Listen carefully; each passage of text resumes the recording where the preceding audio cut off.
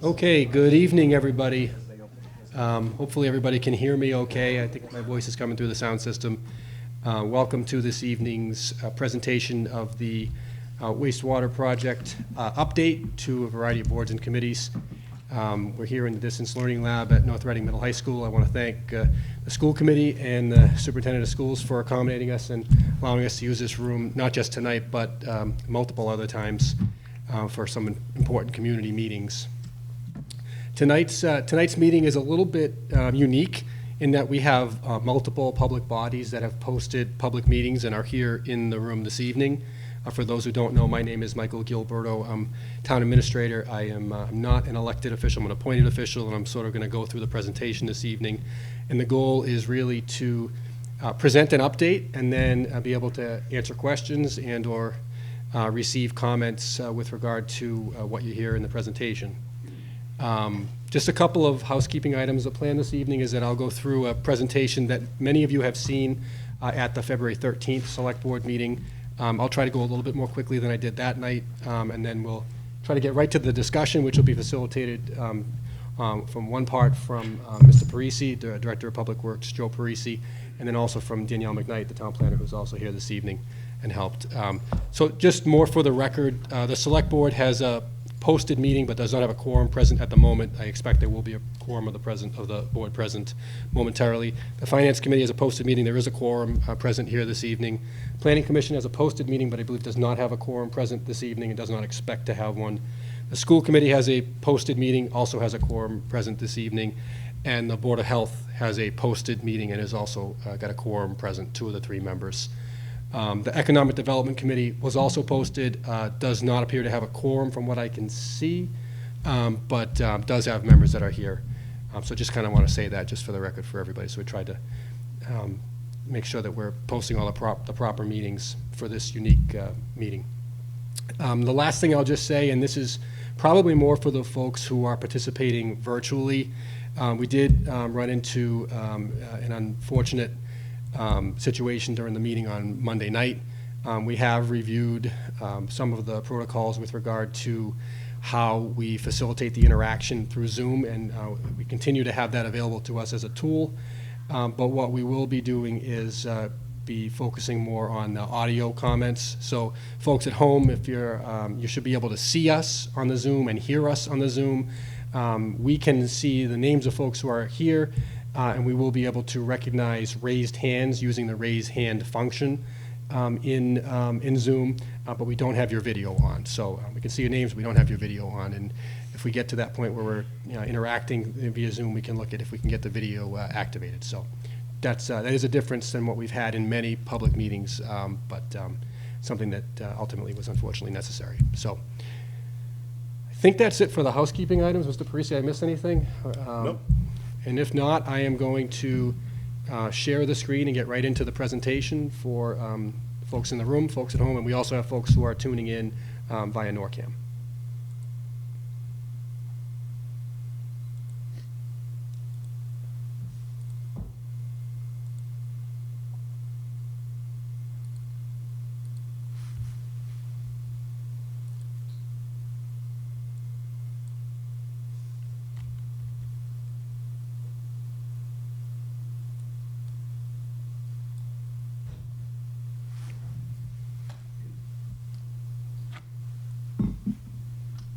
Okay.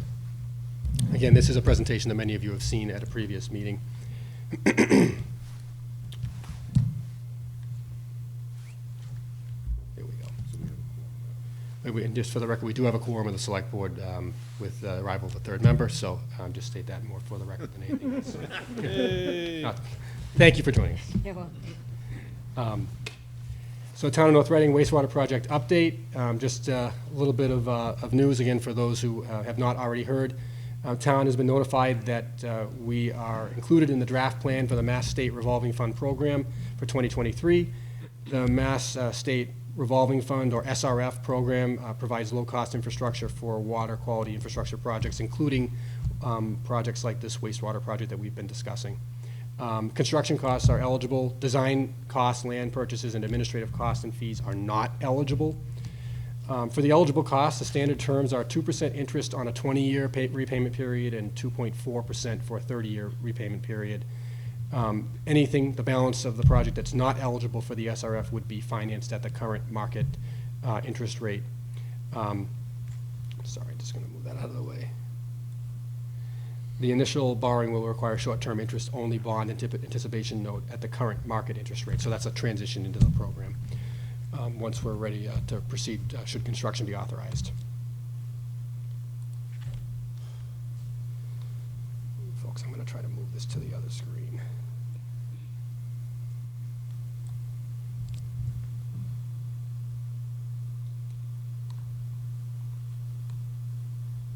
Maybe that will work. So this is a breakdown of the project cost. Couple of different ways. The first is, again, total project cost of $129,100,000. The general benefit facility, so the cost of pumping the wastewater flow out of town, just about $73.5 million. The special benefit facilities, again, the collection system that would feed into that pumping out of town system, $55.5 million. Breaking it down another way, of that $129.1 million, roughly $112,600,000 determined to be eligible for the SRF program. So a significant amount of funding at that lower interest rate. For the portion not eligible for low interest is $16.5 million. And Jen, it looks like we have someone in the waiting room.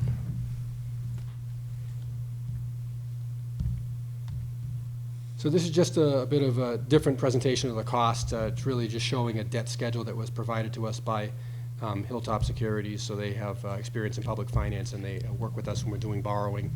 Again, showing the breakdown of the funding between the SRF and the non-SRF eligible, a 4% bond anticipation note rate, using a 5% projection, very conservative number for the $16.5 million that's not eligible for SRF, and using that 2.4% number for the $112.6 million that is. And we look at that number another way. If that were to be put exclusively on the taxpayer in the form of a debt exclusion, it would end up being roughly at $1.50 per $1,000 in assessed property value over a 30-year period. So, if you take the value of your house divided by 1,000, you're going to divide that and multiply that number by $1.50. You're going to roughly come up with the cost, and we'll get a little bit further into that. Some good news, again, as I've reported previously, we have been notified that we're eligible for $1.5 million in federal funding for final design, which was earmarked for the town, thanks to the work of the Congressman Moulton and Senators Warren and Markey. And then we've also got a grant contract in place for $250,000, thanks to the work of Representative Jones and Senator Tarr to help with design and permitting. And the anticipated approach with that financing is to basically reduce the amount of funding to be borrowed for the project. Just a little bit of background information. I know most folks here in the room are familiar with it, but the debt exclusion is a vote to exclude from the levy limit or the tax levy limit the cost of the debt service for a capital project. The exclusion remains in effect for the life of the debt only, and this building is funded by a debt exclusion. That is probably the most recent example of that I can think of. It's paid by raising taxes townwide above and beyond what they normally would be in a given year or period of years. So in this case, probably 20 or 30 years, depending upon the financing model. So we talk about the wastewater project as a debt exclusion if it were exclusively paid for as a debt exclusion. And you deduct out the $1.75 million in federal and state funding. You're looking at an impact on the average single-family home of $745,319. The impact is $1,116 per year over a 30-year project borrowing period. That exclusion can be reduced with the use of other revenue sources. Again, I'm talking about available grant funds, betterment assessment revenue, which we'll talk about in a moment, and privilege fee revenue as well as available funds such as ARPA, the Pulte money, et cetera. So I'm not going to go too far down the path of the discussion of betterment because there's already been quite a bit of conversation, and it would appear that the conversation is leaning more toward a privilege fee model rather than a betterment model. But this is something where effectively for those properties along the route, they would be required to make a payment upon the completion of construction of the project. It's the model that was used in the fall. It was intended as a model to try to reduce the burden on the taxpayer townwide. Ultimately, we've looked much more closely at the model of a privilege fee, and I think we heard from multiple select board members on Monday evening that's certainly something that they're looking at, but I think want to hear more from the community about. So if there isn't any objection, I'll move right past betterment to privilege fees. So betterments, they're generally guaranteed revenue to offset the cost of the project. So we talk about that $129 million minus the grant, so about $127 million. We can project what the revenue will be from a betterment because it's assessed on the property, it's liened on the property, regardless of whether they choose to connect or not. It does require town meeting approval in the form of a bylaw or a specific vote. Right now, we have a bylaw in place that allows for the assessment of betterments, although the project still needs to go through town meeting for an appropriation to take place and for the authorization to borrow. I think many in the room are aware there's a citizen's petition pending for a special town meeting on Monday night, 7 o'clock, for which we do have a quorum requirement. That's one thing we didn't mention, I think, on Monday night. We need to have 150 voters to be able to conduct the town's business at that special town meeting. But that would change the bylaw and would effectively require approval on a street-by-street basis of the abutters in advance of going to a town meeting. And so, we certainly await the outcome of that. But I think generally for the purposes of the discussion tonight, we'll focus on the privilege fees. They're not guaranteed, and they only occur when a property owner who is not subject to a betterment decides to connect. They can be assessed to a property that paid a betterment if one were utilized, but that is seeking additional wastewater capacity. So say you had a multi-acre parcel of land, you had a single-family home on it, you decided to develop another portion. Even though you may have paid a betterment, if a betterment were levied, if you're using more wastewater flow, you would basically be assessed a privilege fee for anything additional for the development that you put in place. Again, town meeting approval is required in the form of a bylaw or a specific vote. To assess a privilege fee to a property that's paid a betterment and is seeking additional wastewater flow, so if we were to go in the direction of a betterment, not saying that we are at this point, you would need special legislation, which is approval from the state, to be able to assess betterments. And we've been to assess privilege fees beyond a betterment for a property that's developed. I'm going to keep moving through. Just, one of the things that we just want to really highlight for folks here, and I think even for some of us in the planning process toward the middle and end of last year, probably could have better considered as we put together the model. This is primarily dominated by residential property, this route. We have 962 residential condos within 6 complexes. And if we just do a simple breakdown, I mean, it is a huge share of the number of taxpayers along the route, property owners along the route. Single-family homes, there's 62 of them. There's some on North Street, there's some on not Lowell Road, on Park Street between Concord and Main Street, and there are a few left on Main Street as well, but not many. Commercial properties, 100 of them. Industrial condos, 34 of them. And it goes all the way down to, and I'll just focus on the last couple. There's a couple of apartment complexes, a smaller one on Main Street and a very large one on the far westerly end of the proposed project area at Edgewood. There is a, it's spelled wrong on there, but religious property as well, 2 parcels that are in there, and 3 governmental parcels that are on that route. So it just gives you a little bit of a breakdown. Again, primarily residential properties, and that's really what I think has driven the planning efforts since November up until now, trying to really, incorporate that, that factor. So again, this is a slide that we went through a couple of weeks ago, but major decision points, and some of them, unfortunately, it's not really much of a decision if we're going to go forward with a project. The first one being, should we bond or borrow for this project? And I think I've said, and we've had many discussions, we just don't have the ability under any available funding source to pay cash for this type of a project.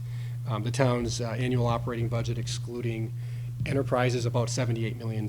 So even if we took all of the town's revenue one year, didn't pay for anything else, didn't pay for schools, police, fire, DPW, the town hall, which wouldn't have enough cash on hand in revenue there, and don't have enough cash on hand right now to pay for it. So really borrowing has got to be a factor in this, and that's important because it requires town meeting approval, obviously, and secondly, because it requires a 2/3 vote at town meeting as well, versus if we're paying cash, it'd be a simple majority vote.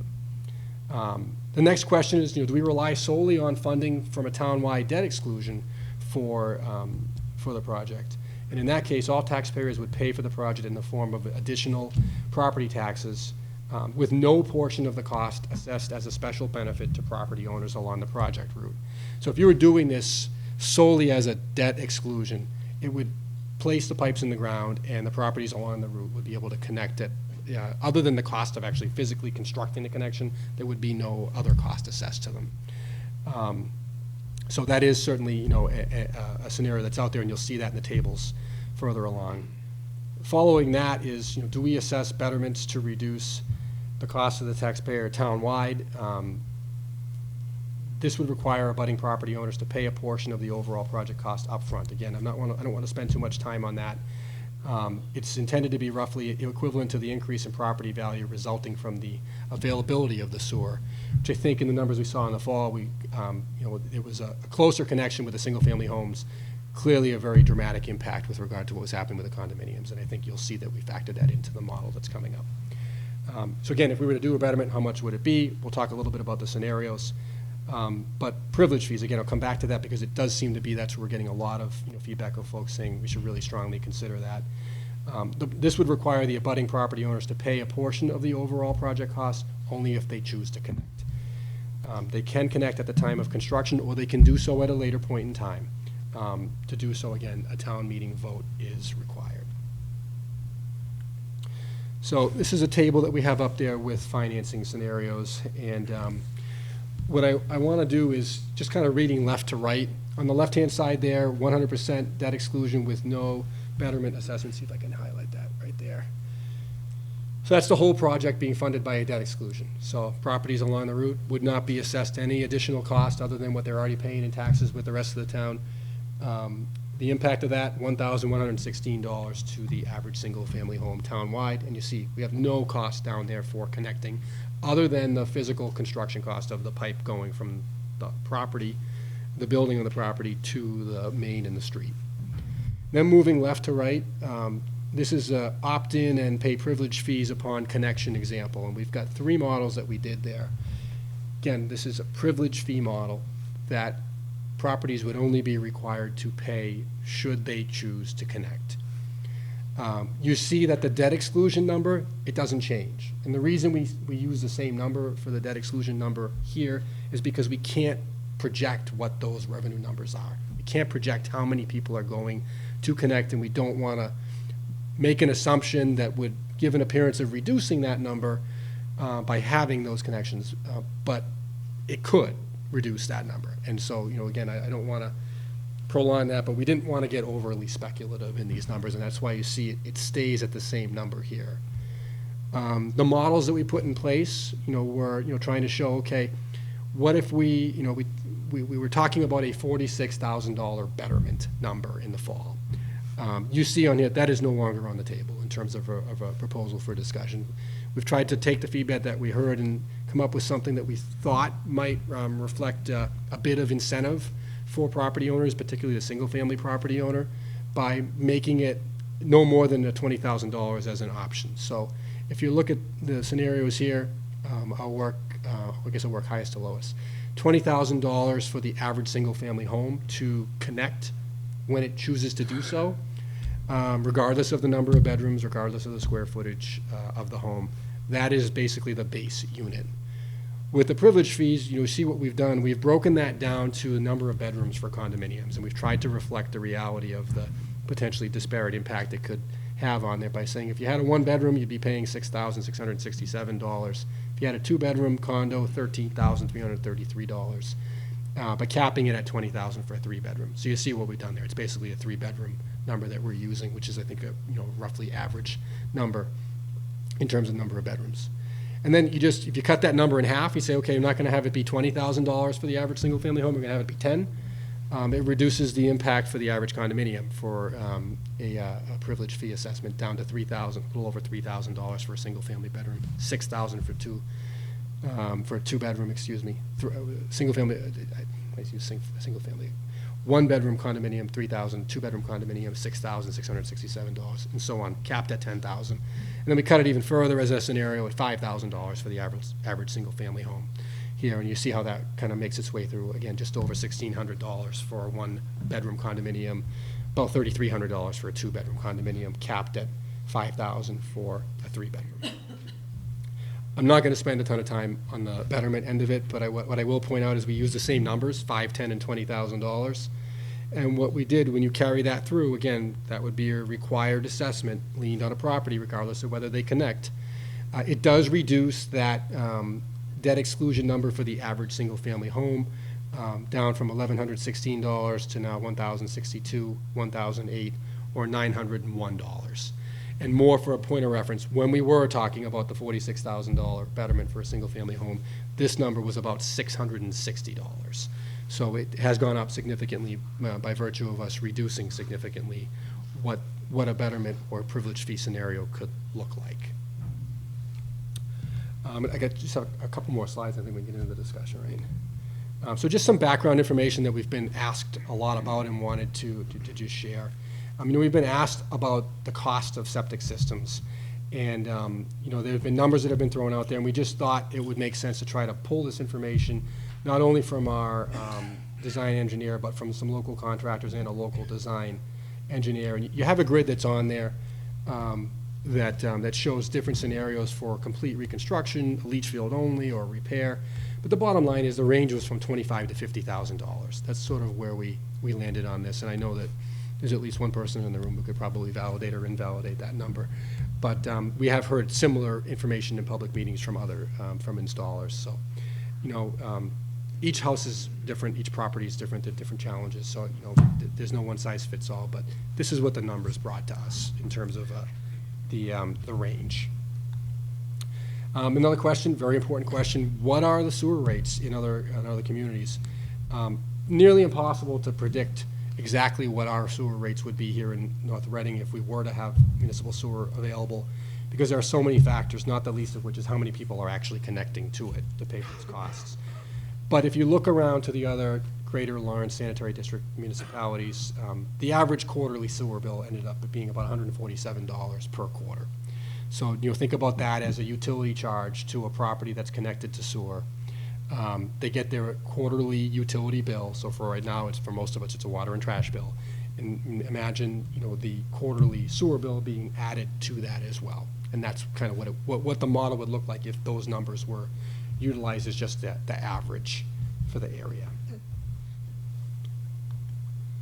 And then just, important note, these are, next steps for information sessions.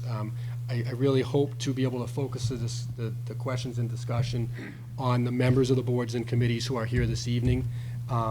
There are multiple townwide information sessions that are upcoming. Two of them will be in this room, and one of them will be entirely virtual. Again, I don't want to skip over the March 6th special town meeting relative to the betterment bylaw petition. Again, for anyone who's just tuning in, we do need to have a quorum of the town there. In order to conduct the town's business, so that's 150 voters present in the gym at 7 o'clock on that Monday evening. But the next outreach meetings are March 8th, then April 5th, and April 12th. That April 12th date is is italicized now because it changed from, I believe, Tuesday, April 11th. There was I believe, a conflict, and we ended up with a new date. So those 3 dates were mailed to every utility ratepayer here in North Reading. So we did quite an aggressive mailing level, putting it in the quarterly bill, and I've heard that folks have received it, and we hope that there'll be some participation. The dates with regard to select board actions and even the town meeting, we put those out there to orient the discussion. None of them have been set in stone. I just want to make sure that that's clear for everybody. The previous version of this talked about a May 15th town meeting happening, period. That was it. That's not been determined at this point. I don't want that to be, be taken to be the case. That ultimately will be a decision the select board will make at whatever appropriate time it takes place. And I think the town can anticipate at least 4 weeks' notice before a date is selected. But something else that I'll note is that, once that happens, it's highly likely that the project will be contingent on a debt exclusion. But that's a vote that we would have to have take place within 90 days of the town meeting. I know that was a lot. I don't know if we want to go right to the discussion or, but. Yeah, I think so. I mean, there may be some questions, and certainly, the discussion is where we want to, go back and forth. with questions and answers, but I do understand that the Board of Health has, some time constraints as far as getting in on the discussion, and there is a section on the agenda that I think sort of fits in their wheelhouse a little bit that, I want to get into. So, if you would join me in a conversation about the wastewater project environmental benefits. And, I was, before coming here in my office, prepping a little bit, but reading a couple of studies on, sewer in North Reading. And I don't know if I should be surprised or not, but, the oldest one in my shelf was 1970, done in 1970. I was 8 years old, so that's a long time ago. And so this has been kicking around the town for quite a bit. And there's a lot of information, I'm sure, and, things have been considered, things have been set aside, and yet we are still here trying to figure out how to get sewers. And so, there are alternatives, but I think what we have today really is just that individual septic systems, and there are, a number of different types, I would imagine, and a number of different issues with groundwater being high in some neighborhoods and perfectly fine in others. But there are challenges, and I think, the Board of Health has certainly, be the front line on that and have probably a good idea of what the issues are there. But, I don't know if you want to comment on, what you see as, problems in town and what you've been experiencing. I don't know if there's issues in the commercial sector as well as the residential. I hear there are some problems every now and again with having to do repairs frequently, and I don't know if there are, any instances you can give us on that, but so I'm going to sort of kick it over to you a little bit. If you have a microphone to sort of help broadcast in the room here.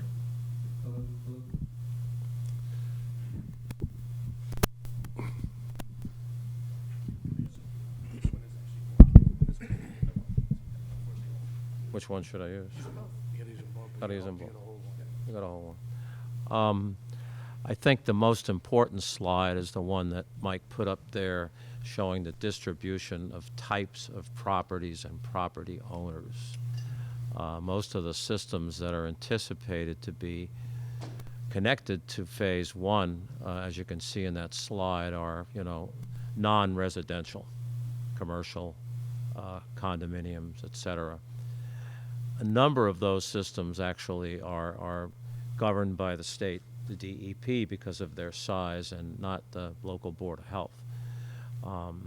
So I think what we see here is a distribution of properties, and that will dictate, how people are gonna tie in. The board is in the process of developing, in its infancy, criteria for tie-ins. Looking at each and every property individually. What are the options? Do they have to tie in? Will they not have to tie in? So we're looking at that now, and we should have something some time from now, and it eventually will become a Board of Health regulation to coincide with this project if it moves forward. Bob, do you want to say anything? Yeah, just to comment on what the chairman said and what Mr. Parisi said. Certainly, there's some challenges here in town, and certainly with some areas in town that have high groundwater tables, which certainly would benefit from this project.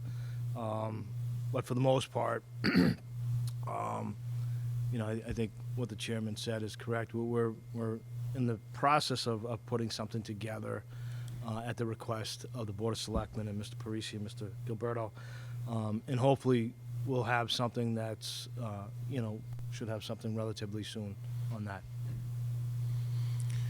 All right. Yeah, so there's definitely a need to know, what the requirements would be, from the Board of Health or any type of regulations that might be approved. What the requirements to connect would be if sewers were available. Certainly everybody would want to know that. And I think Title V, passing a Title V probably plays a big role in that. If it's a failed septic system and you have options to connect, I think it's probably pretty typical that that's what happens, but we'll wait to hear, from the Board of Health on further developments on that. Yeah, I'll take a question, sure. Just to follow up on that question, the Board of Health mentioned that the condo and commercial properties would not be subject to the Board of Health regulation. Does the state have similar regulations already? I think there are some requirements, but I mean, Bob, you can Yeah, elaborate. So any of the major complexes that have 10,000 gallons or more a day is permitted, inspected, and installed by the state. We did put in a call the last couple of days with the state just to kind of be on the same page with them, make them aware from our end of this project, and we're still waiting to have I'm still waiting to have a conversation with them so I can inform the board of that.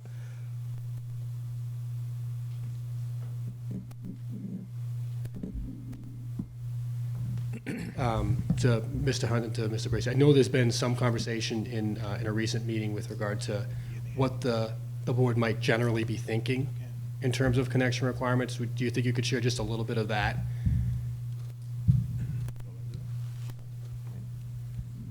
As we said, as Bob and I said a moment ago, we're going to develop a set of criteria or scenarios so that the person that's having the system brought to their front door knows what their options are.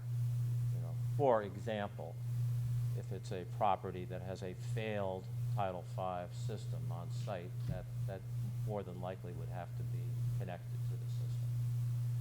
And we treat each and every property in town separately when we look at new systems versus upgrades, et cetera. So that will be part of the criteria that are under development. But the Title V failure is an example of one that would be required to tie in. That's great, thank you. Question over here. We'll get over there. Do I need that? Yeah, can we turn that on? Is there a mic that can be passed over? Okay.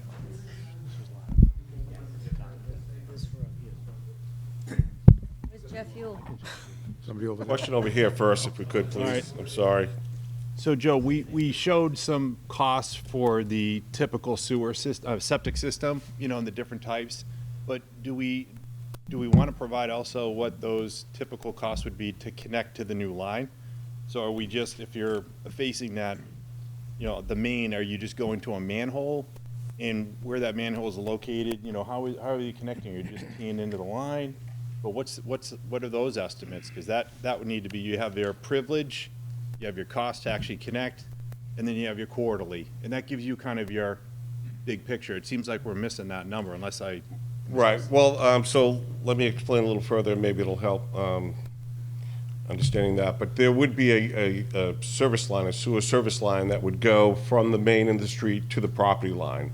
So every home will have that. So that's part of that. That's part of the construction cost That of the wouldn't project. change in the approach here, whether we're going with the, you know, the debt exclusion, whatever. That line is designed, and that cost that you have right now. Cost is already. All those TOs. Already in the design and will be constructed so that there's no disturbance in the road once that project is done and, you know, road repairs are done. There shouldn't have to be. Yeah, because it'd be a patchwork up 28. yes. But so that makes a lot of sense. But still, I would add, we probably would want to put or provide what we think that cost would be from curb to. Yeah, I mean, you get into individual lots and it's really impossible. I mean, you could Yeah. say something in the perfect Well, you world. can say that about a septic system too, but I mean, there's a range. I'm just saying, like, it Yeah. needs to be, it's like a missing variable in the equation, that's all. Right. Exactly. How much per foot? Here's an engineer. So what would your estimate be? We haven't done quite a few of these in different towns. It can run anywhere from like $2,500 to $5,000. 2,500 to 5,000 to get from the property line to the house. Yeah, it depends on how far. If the house is 300 feet away, it's going to be a project. Right. A lot of the houses are only 10, 15, 20 feet, so you have a relatively short pipe. There's actually more of an issue with a lot of the houses have their septic system in the backyard, and the pipe in the basement's got to get brought around, come out the front, or brought around the house to get to the front. So generally, Correct, right. when a sewer line is put in, you do a survey of all the houses on the street, find the lowest one, and try to put the sewer in such a way that the lowest one can gravity. And if that's not possible, they'll put a 2-inch fitting in, and you put an E1 system or something and pump it out. Right, right. All right, thank you. And you had a question over here? They do. Don?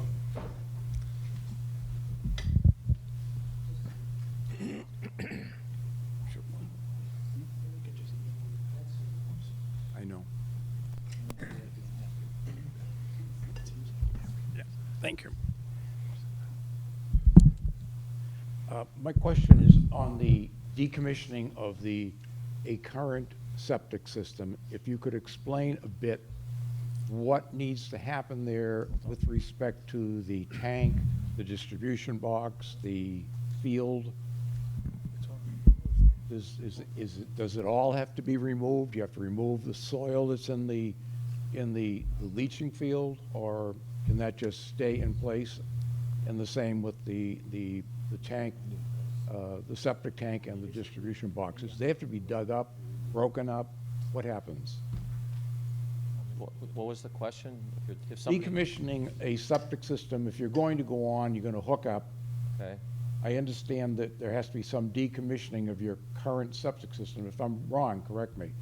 And I just want to know what that entails. Is it just not use it anymore, or does the tank and the boxes and the piping and the soil in the leaching field have to be removed? But it's, you know, basically. So anytime you abandon a system, Moving of the septic tank. you would have to remove those components. All of that would have to go.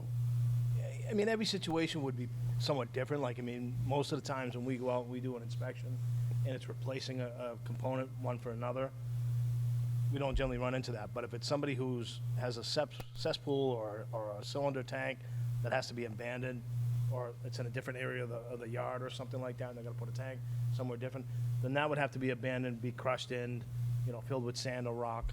But that's certainly something that the board and I can discuss on, you know, because that's obviously gonna create an expense. Yeah, that's what So, I'm getting at. Again, we're still in the infancy of this, discussing these scenarios, and so that's a good point, because it's a good scenario that I think that we need to discuss as well. Well, it certainly is part of the cost of the project for the Yeah. homeowner that is going to tie into it. And Yeah. having that information with, even if it's in a range of X to Y, would be, I think, be helpful in looking at the entire project. Absolutely. I don't think there would be a requirement to remove the entire system from the property. Just leave it in place and in an inactive or deactivated mode. I don't think it would be a requirement to dig up the leach field and so forth, as long as you're disconnected and you're now on the town system. Okay. Remember that most of these properties up there are not single-family homes or residences. They're multi-people systems or commercial systems. Some of the larger systems in town, like Walmart or Stop and Shop, those that are governed by the state, but the flows out of those systems on a per-day basis are fairly significant compared to a single-family home. I was specifically trying to address the single-family homeowner who would be most affected by it. So, but you're saying stay in place, doesn't even have to be crushed? Just I think we disconnect could and leave it? accommodate that, you Yeah, know. I think it would be a case by. I think in many communities, crushing the tank is a requirement. And the reason for that is basically safety. And, you know, you don't want to reuse, you know, a field in addition to, you know, the connection to the town sewer. But I can give you an example where we were, you know, cutting across an area, paved area in town to get from one road to another. And our front end loader, you know, basically sunk into an old septic tank, you know. So crushing that and just making sure it's solid, it's a safety thing, for one thing. But I think you also want to make sure that that system never gets used again without, you know, some significant, you know, work to do so. And the cost isn't that great, just to crush it. You are leaving the field in place. It isn't a major, you know, removal of all components. It's just crushing the concrete tank, filling it up, and making sure it's safe. My question was only so that people are informed of what the Sure. requirements are, because there's been all kinds of stuff that I've heard about what you have to do. And Right. We ought to have one clear message to people of what it is that needs to be done. I agree. All right. Thank you. Great, thank you. Question here? I have a question, in a practical sense, how do the privilege fees, if that's the route that we end up going, how do the privilege fees, Something to in think. a practical sense, impact the tax bill to the general taxpayer? So if at the beginning of the project, we're borrowing for the whole project, and we have that $1,100 increase on average, for the,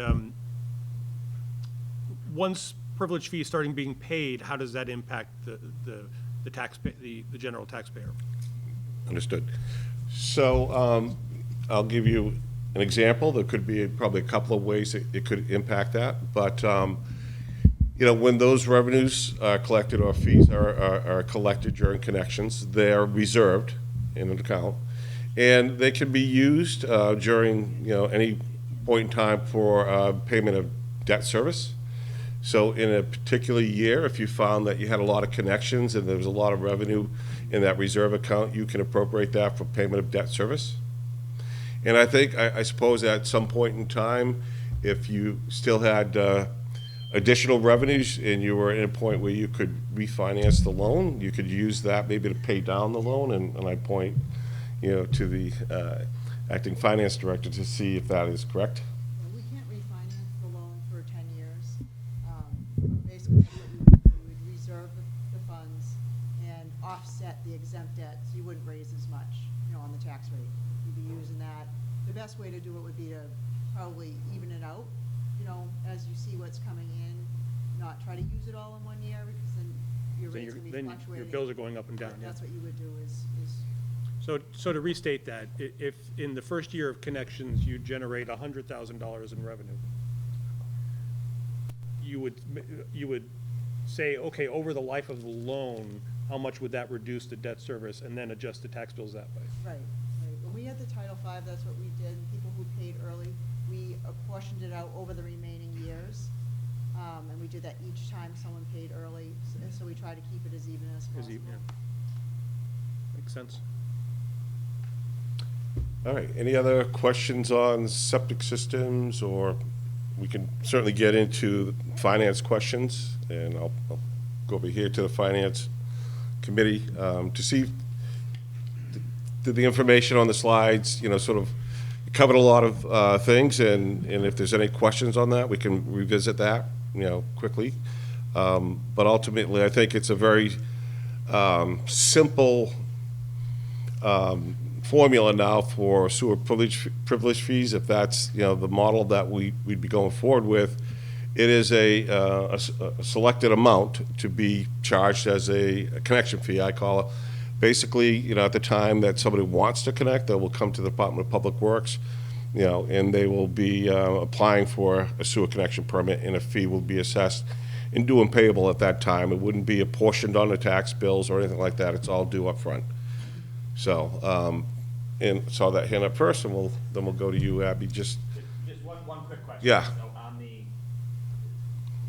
one quick question on the. Originally, you were talking about trying to track some of the other projects that were going on, like they're already tearing up roads going into North Andover. And I know at one meeting there was a quick update that maybe the timing wasn't as critical as before. Can you just give a quick update on the other projects that are happening that we're trying to tie into, and is there any urgent deadlines with that or not? So I think you're referring to the Mass DOT project in Route 114, Yep. and there is still, I think, a critical schedule to be maintained there, and we are actually meeting with Mass DOT shortly to get some updates on that. But we do believe that they had some recent delays, but we are and have moved forward with looking at the design for an either-or scenario along Route 114, so that we're in a good position to meet those deadlines. Thank you. Abby, you had a question. Which one do you want? This is. Okay, got that one. Could you go back to the quarterly sewer fees, please? I believe you said it was going to be about $147 or something? Yeah. Oh, look at that. Mine like a... So I'd like to know what's included in the quarterly sewer fees. Does this include the rolling fee? the wheeling fee and various other things. What is included in this? Is this paid by everyone in town quarterly, or only those that are on the sewer route? Good questions, thank you for that. So, right now, this is just an example of other communities. I took the highest rate that was being assessed. Those communities do pay those fees to GLSD. They're all member communities. So they're baked into their rates. Some, you can see are lower, much lower than, others. And a lot of that has to do with, how many users are in the system. So right now, these are communities that have been in the system. Their municipal system has been developed, and the users are probably, allowing them to have rates that are pretty, affordable, if you could say that. But certainly our rates with our initial startup would have to be subsidized, I believe, by the general fund to fully pay, an enterprise type of operational cost. In other words, what is the cost to run the system? How many users do you have? I would say that, the rates would not really be what you want to assess people at the beginning of the system. I think we should make it clear that GLSD is the Greater Lawrence Sewer District and not some sort of mythical thing in the sky. Correct.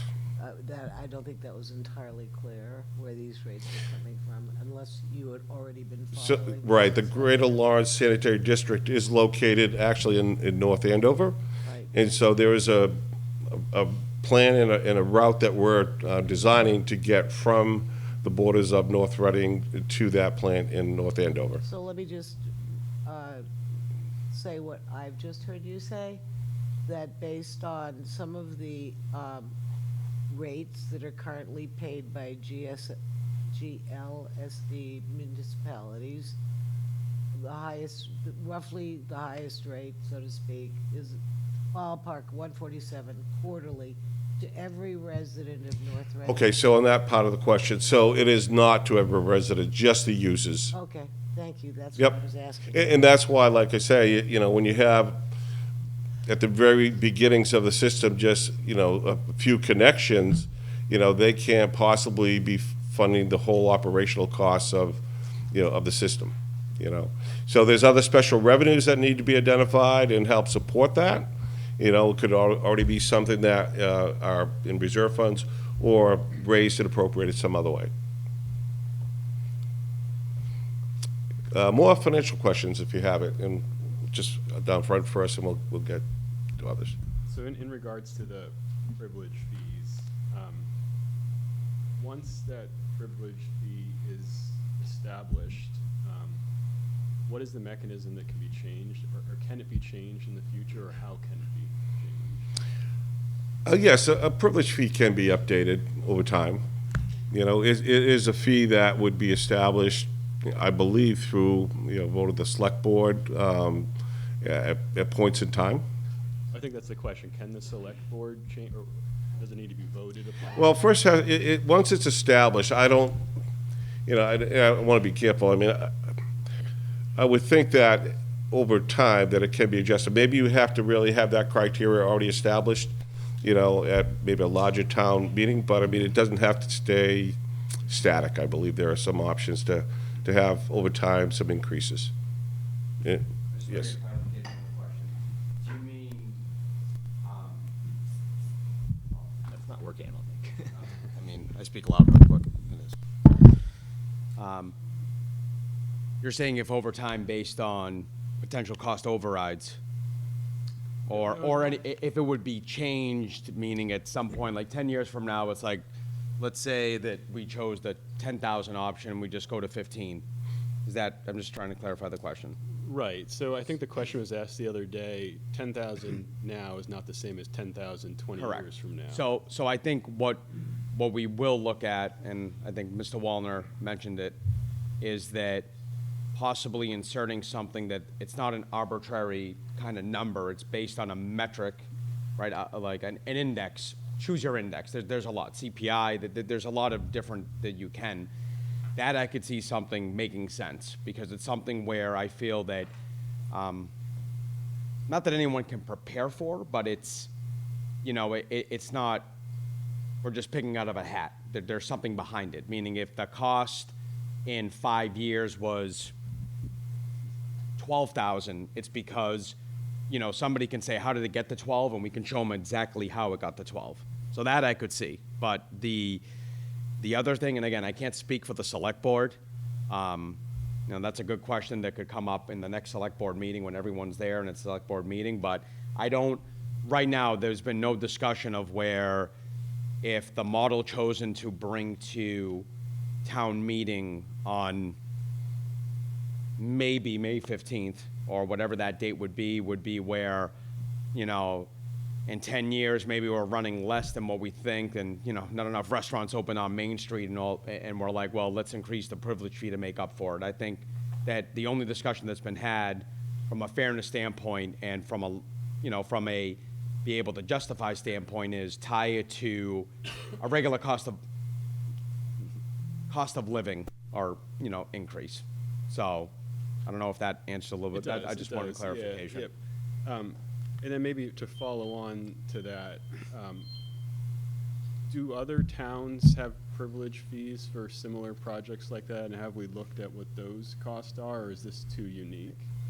So privilege fees are part of Mass General law, so other communities that do sewer projects, I'm sure, use a combination of betterments and sewer privilege fees.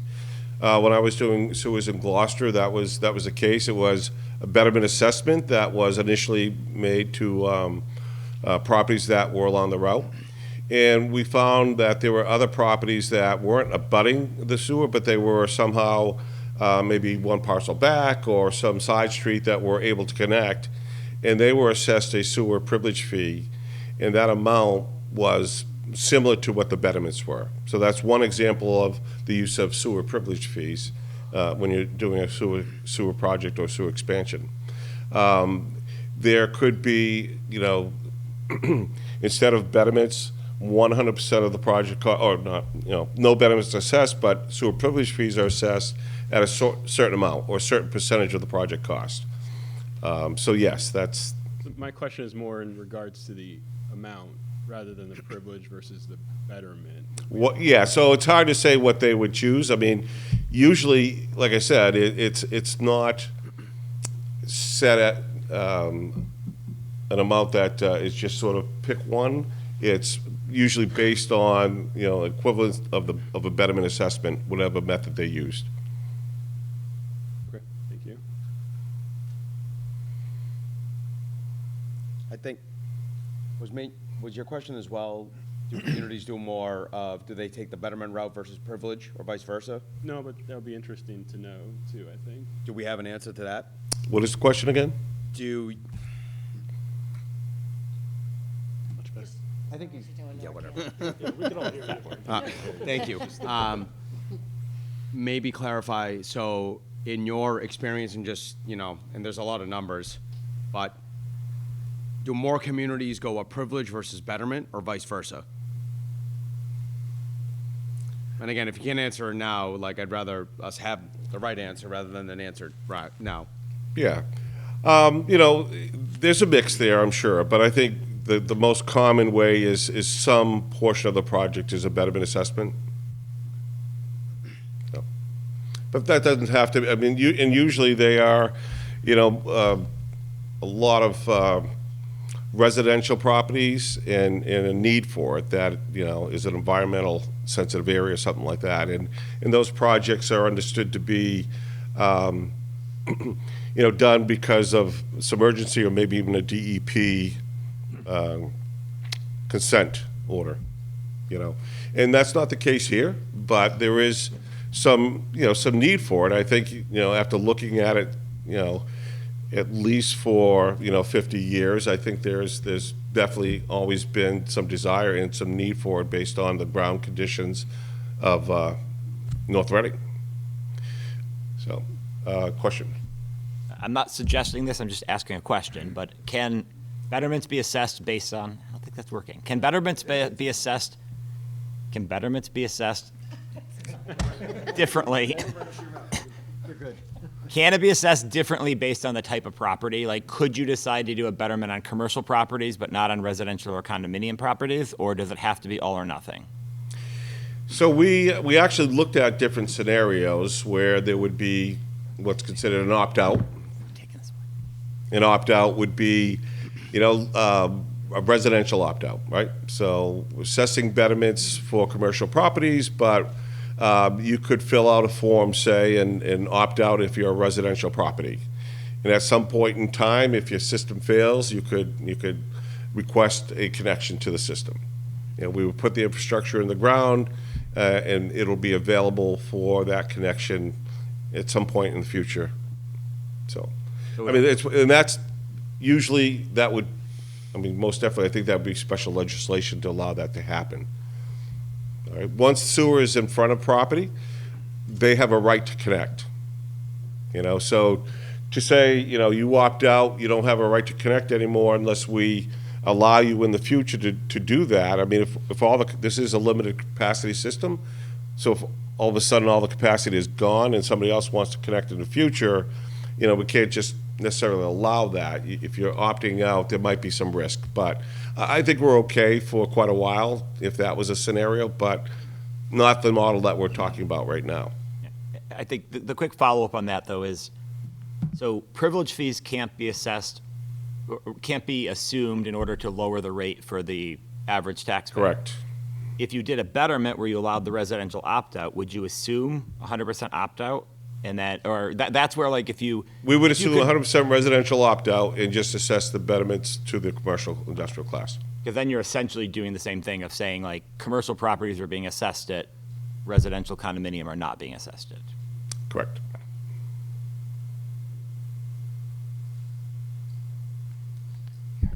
Abby.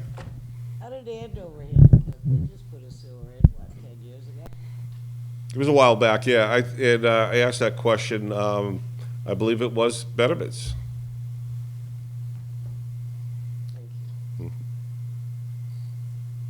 Yes. So, if there are more questions on financing, that's great. I don't know if the intention was in this meeting to talk about the reasons for doing the project, about the growth, about the need for growth. The meeting that happened in this room a couple weeks ago, I missed the beginning of. I'm not sure if growth, if the reason for doing the project was part of that presentation. If it was, I missed it. But I'm wondering if informing the community of what the real need is here is a part of the upcoming presentations that are planned. It's actually part of this meeting right here, and I think if we're sort of good with the financial questions, we can always come back to that. But I would like to get into the growth questions. And Joe, I just have one other question to follow up Abby's point on asking about the usage. So you're saying that at first, which it makes sense, you wouldn't have 100% participation. You're going to subsidize that rate with the general fund. Have you shown a pro forma of what that impact would be in that curve of what would come out of the general fund? We have not yet done that. Okay. All right. So, Abby. I'd like to speak to what was just mentioned by the hands of the Which one? That's so economical of me. Hey, you figure it out. I think there's a couple of things that the town needs to consider, and as far as what do you get if you put in the sewer, and why you put in the sewer. There are a lot of good reasons for putting it in. There are probably good reasons for not putting it in. If you're looking at some of the more important whys, it's because year after year, for certainly the last 25 years, both the municipal as well as school budgets have been very tight.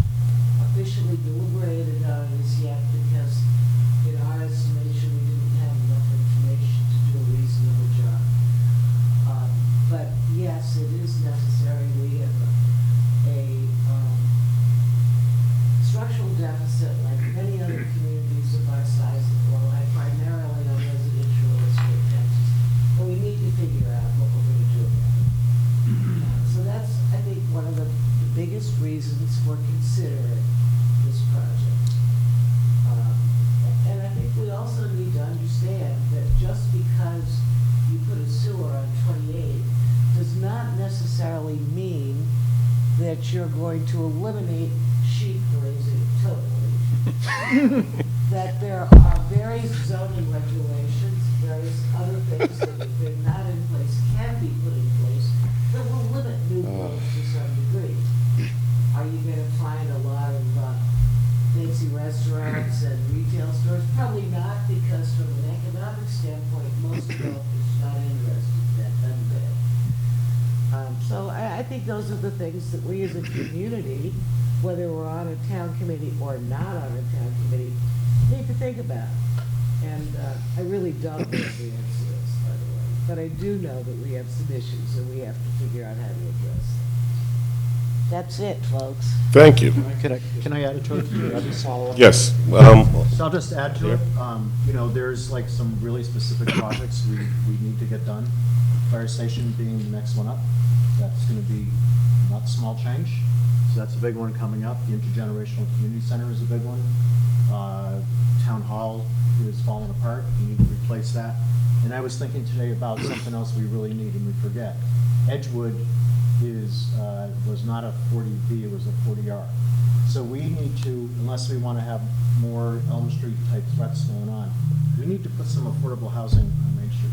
And that's going to be more than 400 units. I don't know exactly how many units we're going to need, but you know, if you take Edgewood out, which is I think in 2036 or 2033, you're down 400 units, and then we have to add in the other ones we have. So we're looking at potentially 700-800 units that need to be built somewhere.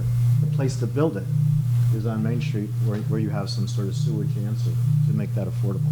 And that's a huge threat. And, because the or is that 40B projects are forced on us. Yeah, that's what's happening. That's the or, that's, Right now, that's the alternative to not lose. doing that. But Edgewood is gonna Yeah. fall off, Right. because that was a 40R. Right. So that's gonna fall off. Right now, that's in our count, it's gonna go away. Unless we can get them to extend. I don't know about that, but, We need to petition them. yeah, well, anyways, I doubt that's gonna happen. But I mean, you know, you start adding it up, and then you start talking about like running out of money. Schools are gonna get squeezed, things are gonna get squeezed. I mean, they've done the finance committee, the committees working together have done a great job of smoothing things over. People don't hear about all the pain they have to go through to make things squared up. I actually think that has to break pretty soon. I think it's actually, we're gonna have to start facing up that. Things have to break, and, you know, you start diminishing your schools, you start diminishing the value of your town, you know, you have a huge problem. And it becomes it goes down quickly. So let's keep that in the back of mind, why we need to develop Main Street for multiple reasons. Okay, thank you. You want to follow up here I just first? want to thank you for bringing your point up, because as important as it is to talk about what growth we can have, I think it's more important, to Abby's point, that we talk about what happens if we don't. You know, if we stay status quo, we don't go with this, we don't have SOAR, where are we? And I think people need to know that. I don't think we know. I mean, I think we know it's difficult. I think we know, yes, there are a couple more housing projects coming along. All right, but there's not an unlimited amount of land available for that type of development. There's not a lot of options. Just this community deserted. feels struggling Yeah. and they That's what don't happens. want to see a lot of new At the buildings very going minimum. up, in which case they're gonna have to suck it up. And pay additional taxes in the form of general revenue. Right. So, I mean, there are options. It's not, if you don't do this, everyone's gonna get laid off. I mean, that's a fear tactic and pretty silly. But you do have to think going forward, because nothing that happens in the next 6 months, from the standpoint of the sewer, is going to have any sort of real effect on the finances of this community for another 5, 6, 7 years. And which raises the question of how do you pay for it in the meantime? Yeah, how do you bridge that gap, yeah. So I wanna get if to you do Dawn put over here. a bunch of housing in, what's the impact on public safety and on the schools? So there are many aspects to it, and it's not a simple question. Nope. In my estimation, but I'm an old woman. All right, Don, you had your hand up I'm for an a while old now, man, so. too, so that's, so there you go. Kind of a follow-on, and it's the build it and they'll come. And we saw early on, months and months ago, a study of some sort that was done by one of the consultants that, in my mind, had some grandiose ideas of what would happen if we did it, and people would be rushing here. We'd have to put barricades up to slow them down. I don't doubt that there will be some development. I think what we really need to do is the analysis of, honest assessment of what kind of new construction or entry into our town would be, and then look at what is it going to cost to support that. If you put up a bunch of apartment buildings or condos along Main Street, that's one cost. You may have additional school costs that go into it. You may have additional fire or police. We're clearly going to have additional fire no matter what you put there if you start putting a lot of structures along there. You may not have as much of an impact on schools if it's some other businesses that are, they're businesses rather than residential areas. I haven't heard much about that. You've got the cost and how to pay for it. I mean, I think that's. Well, I'm ready to enter into that conversation. I'm going to say it's the simple part of it. And I don't mean to minimize $130 million being paid by the taxpayers of the town. Right. But I think it's a mathematical problem that you say if it's a zero sum, if you're really going to get it, a lot from the people that are being bettered, or you're going to get less from them, but the whole number has to be paid. And you've got some scenarios up there, and they all work, okay? And you need to pick the right one. I think the how you pay for it conceptually is the easier. What it is what you're going to do, what the benefit to the town is of putting the sewer system in is a really open question.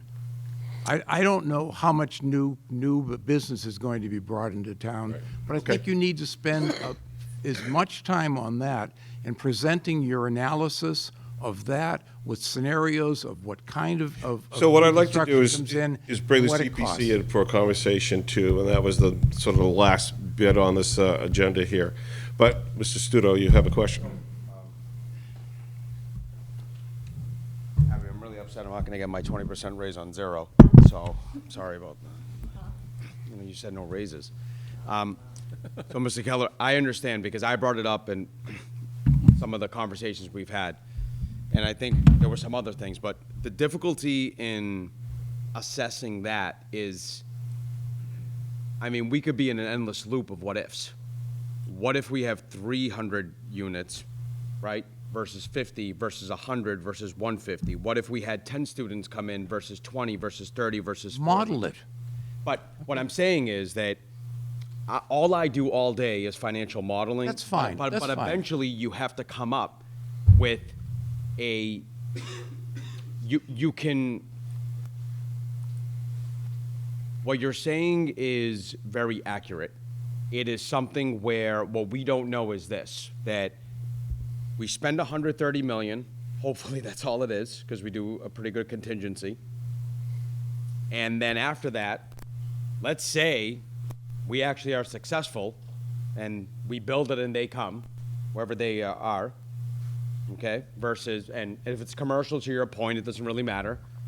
But it becomes something where I could show you what happens with 200 units and 50 students, and somebody else can come back and say, well, Vincenzo, I want to see 300 units with 75 students. And then someone else could come back. So meaning, but you see what I'm trying to say is that you open it up to a point where. You're missing my point completely. I don't think I am. I think you are. I think you're missing my point. My point is that what we need to do is to, why are we doing this, okay? We're not doing it so we can pay for it, okay? Correct. We're doing it because we're not doing it because we know that this is going to solve the structural problem we have with Proposition 2.5 versus the increases in all the budgets every year, which are more than 2.5%, okay? That's what we're trying to solve. And how are we going to do it?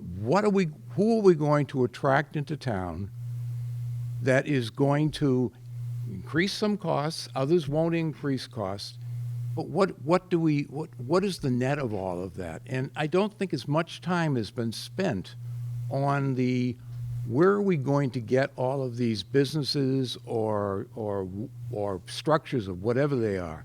The analysis that was done early on that we saw took a look at communities that have sewer and the few of us that don't have sewer and said, well, look at all of these communities, everything grew. Well, then you look at those communities and they're on the commuter rail, most of them.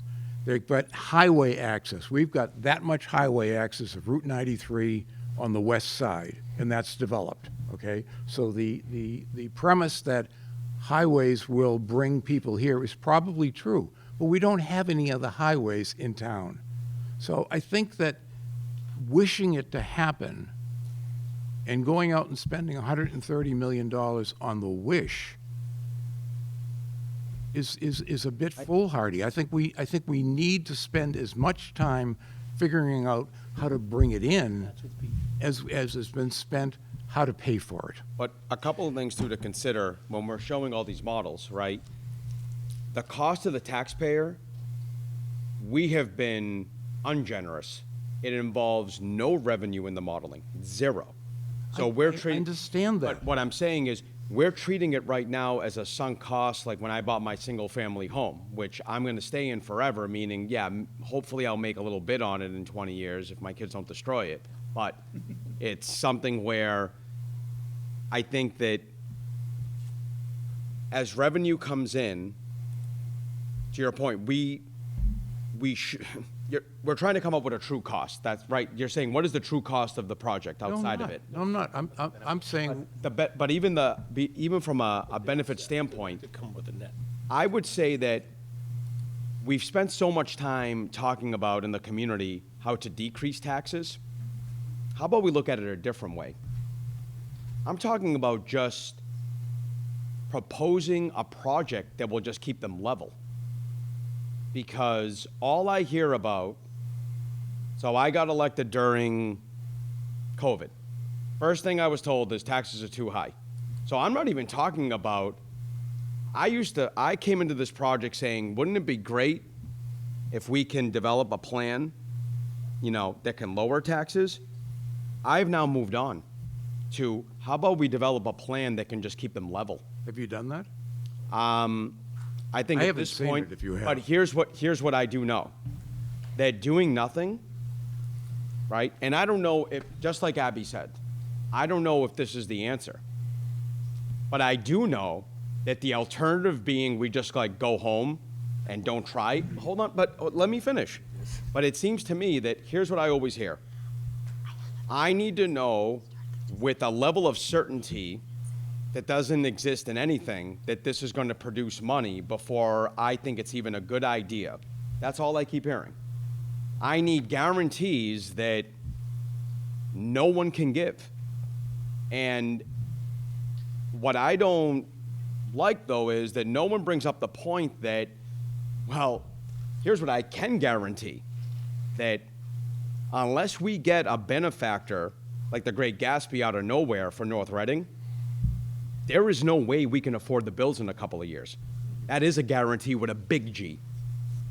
All right, so I'm just, hold on. But that's what I'm just trying to say, though. A little bit more. Well, because we keep talking about what the benefit of the town is, and no one can really answer that. It is, I've been on that side of the aisle where I'm asking to be convinced of a number that no one can come up with. No modeling. If tomorrow I showed you a study that said we can generate it, I guarantee you somebody will say, that firm's full of it. Did you think the All right, study thank that you we very had much. was We're worth going to it? stop right here. I got one question. You got a question real quick, and then we're going to go over to the CPC. Nobody has talked about this since I've been coming to these meetings. It's, no one talks about, they're looking for revenue. Where's the revenue coming from? We have it right in front of us, just across the street. It's right in front of us. You have all these, you have a list up there, how many homes? There's 62 single-family homes, 500 this, show all the towns in the city, how many are there now, right? That's where the revenue's coming from. If right now, we're impoverishing 1,000 people so that we get some income, paying for the things come in, but there's no plan to have any smaller conduits going down the streets, going down to Southwick Street or going down to Nutter Ave or any streets, you know? We hear about 30-year proposals and 20-year outlooks. When are they gonna come in? It's almost like we're hitting Normandy with the infantry, but the tanks aren't coming because no one's planned to, we figured we didn't need them. I mean, I don't get it. I really don't get why we can't talk about this. Expanding sewer through town, is that your No, point? about bringing other people in. When are they gonna start digging up the streets and putting conduits in Southwick Street? I mean, all the streets. What's stopping Right, it? right. I mean, the project right now is designed for 500,000 gallons per day, has a limited capacity and can serve only certain areas and provide a little bit more capacity for growth. So if you want to talk about going into other areas, you need to spend more money, larger pipes, more pipes, larger We pipes. should understand that. Why don't we know that? They just think, okay, let's solve that problem. Yeah, I mean, there's been a number of years, again, studying, what the town needs, and it landed on 500,000 gallons per day. So, I mean, why it isn't more, I guess you'd have to go back in time to say, why do we determine that's the number? But I really want to get into, the last part of the conversation tonight. It's getting late. And Warren, you had a question, and I think we were talking about growth and... Because it really all starts with people. So we've had a number of studies done over the years, and one of the common themes we get out of it is that if we want our commercial area to grow, we need to provide it with customers.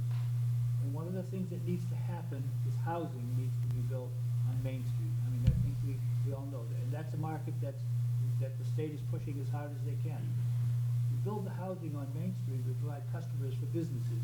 If the businesses see the customers, they'll build. However, we need the sewer for the residential to build these residential properties because they've got to be multifamily and they're going to take up a lot of space. They're trying to put septic systems in, it's almost impossible in some of the areas because of all the different issues, high water table, et cetera. So the answer to your question is, why do we need to do this? Because the town will not grow. And it won't grow just because we don't have sewer. It will grow because we haven't offered housing, we haven't offered incentive for businesses to come. That's the answer. All right. So, Danielle, you and I talked about a number of different things that, probably is worth considering. And I think I want you to sort of join the conversation, maybe lead the conversation in that regard as it relates to the potential new growth here. Yeah, sure. So one of the things that the CPC has looked at quite a bit over the last few years is the development potential and what could possibly happen if we had better wastewater solutions. And, we have looked at this from a number of angles. One of them is the question of, can this really help our economic development situation? Can we attract and retain businesses? But also, residential is a really big part of economic development because, as Warren mentioned, you really can't support a lot of commercial, and we've had studies done to show that you can't support a ton of retail or other commercial without introducing residential. And one of the things that we have looked at a number of ways to revitalize some areas incentivize development, but what we haven't really had much of a discussion about yet, and especially among the boards and commissions that are in this room, is how much growth do we want? And I think that's part of our question that we need to answer. We can't predict necessarily how much growth will be. We can't. Can anyone hear me? CNN. Can anybody hear me? Okay. We can't necessarily predict exactly how much tax revenue we're going to be bringing in if we invest in the sewer project. But one question that I think is really important to answer and to at least start discussing is how much growth does this town want to see? there are studies that we've done have shown that there could be, if we introduce sewer, quite a bit of growth potential on Main Street and Concord Street. Do we want the maximum amount of growth that could possibly happen in those areas? Do we want to limit it in certain ways? And that's a discussion that I think is going to be really important as we go about trying to predict what type of tax revenue we're going to be bringing in, and as we go about looking at possible zoning changes that would then enable that type of growth. As far as zoning goes, there's almost nothing commercial that is not allowed on Main Street. And the only true change you would really be able to make to Main Street to really change the way it's being developed would be to introduce residential, or possibly to introduce, manufacturing or some type of industrial. Other than that, there's not a whole lot that we can do with zoning that's left, because the zoning on Main Street is really very permissive in terms of what is allowed for commercial. The question for the Concord Street corridor is, do we want to allow anything more than the light industrial and office uses that are currently allowed on that corridor? Do we want to talk about residential? These are conversations we have not really had, and I think it would be important for us to start talking about numbers of units we may be comfortable with. I mean, the CPC has done some studies modeling what things might look like if we had, another 300 units on a portion of Main Street. Is that a comfortable number for people? Do we think we could absorb much more? Do we want less than that? Is that a number that scares people? These are, I think, things that we need to start talking about. So.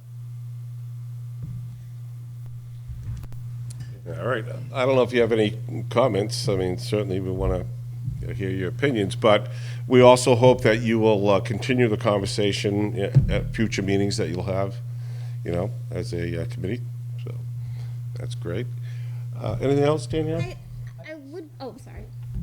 I think, go ahead. No, I would just wonder, like, for example, if the CPC were to come to town meeting in October with a zoning change and say we did have a sewer, project that was well underway, say the CPC brought a proposal to town meeting to rezone portions of Main Street to allow multifamily residential, by right or by special permit along substantial portions of Main Street, is that something people would feel comfortable with?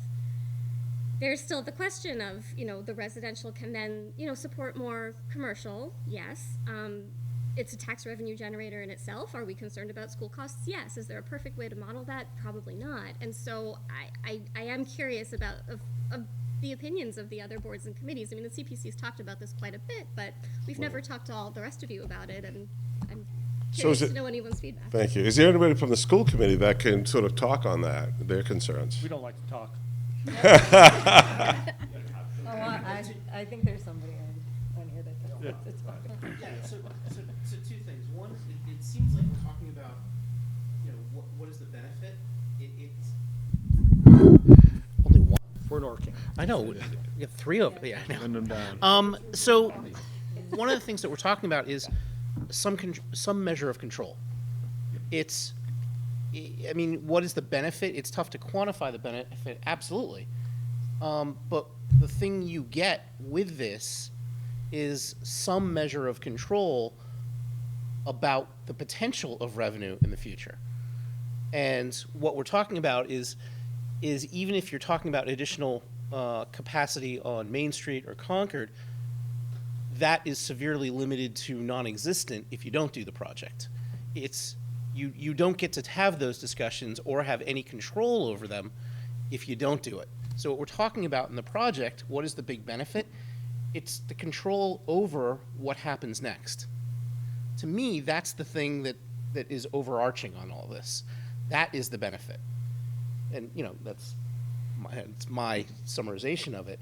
But from my opinion on school committee, having been here all of less than a year, it goes back to what Abby's saying. I mean, the revenue's finite. The revenue this year we're seeing it. It's absolutely finite, and it's not going to get better. So what are the opportunities for revenue? Well, you add additional units in town, you get tax money.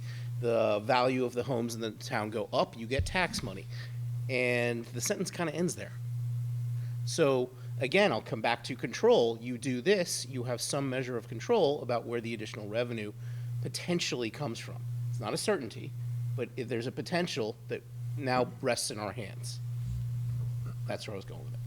So, can I Yes. jump in? Yeah, so, you know, the Pulte property has really been a blessing to us, not only because we got a chunk of money for them just to get the land and start to develop, but let's think about it, it's 55-plus people that live there. 2/3 of their revenue goes to support the schools. So it's 3.6 million is what I think they brought in. It's already over 5%. I think it's about 5% of our budget. That's supposed to be the projected growth. That was a few years ago. So at 3.6 million taxes, you know, that's going directly to the schools. So to me, the governing agent, and, you know, we have many people in town who are empty nesters, who are overhoused, and they are squeezed to maintain their homes. When those people leave, they get filled with families with kids. So let's think about the practical side of this.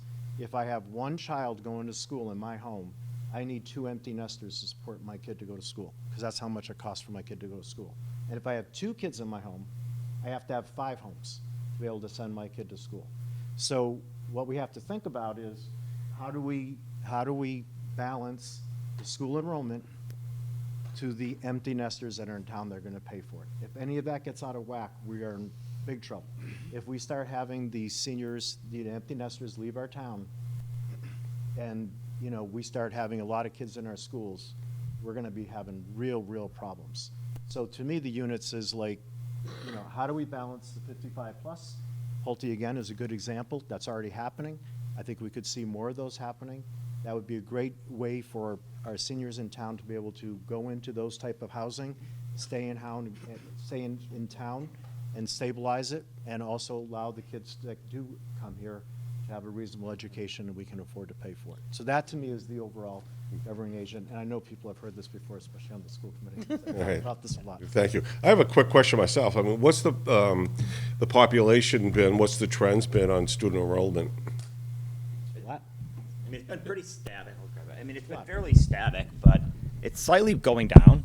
It's gone down slightly. I mean, when we wanted to build the school, I wasn't part of the school committee at that point in time, but they proposed it being a little bit larger, and it wasn't as large as they originally wanted it, because they said, well, your future years are actually going down a little bit. So it has gone down. It hasn't gone up. But it's not like meaningful for, like, let's cut a bunch of teachers. It's, you know, a couple of kids in each school, and so in total there's maybe 20, you know, one grade gets 20 less than the next grade, spread over 3 different elementary schools. But yeah, it's not that it's increasing and there's a huge, you know, a couple of huge years coming. I mean, I think very few classes in the future are going to be over 200. I mean, I think there's only a couple of grade levels that are still at or above 200 in the district right now. Yeah, the other thing I would say about that is, you know, if you think about what is the impact of a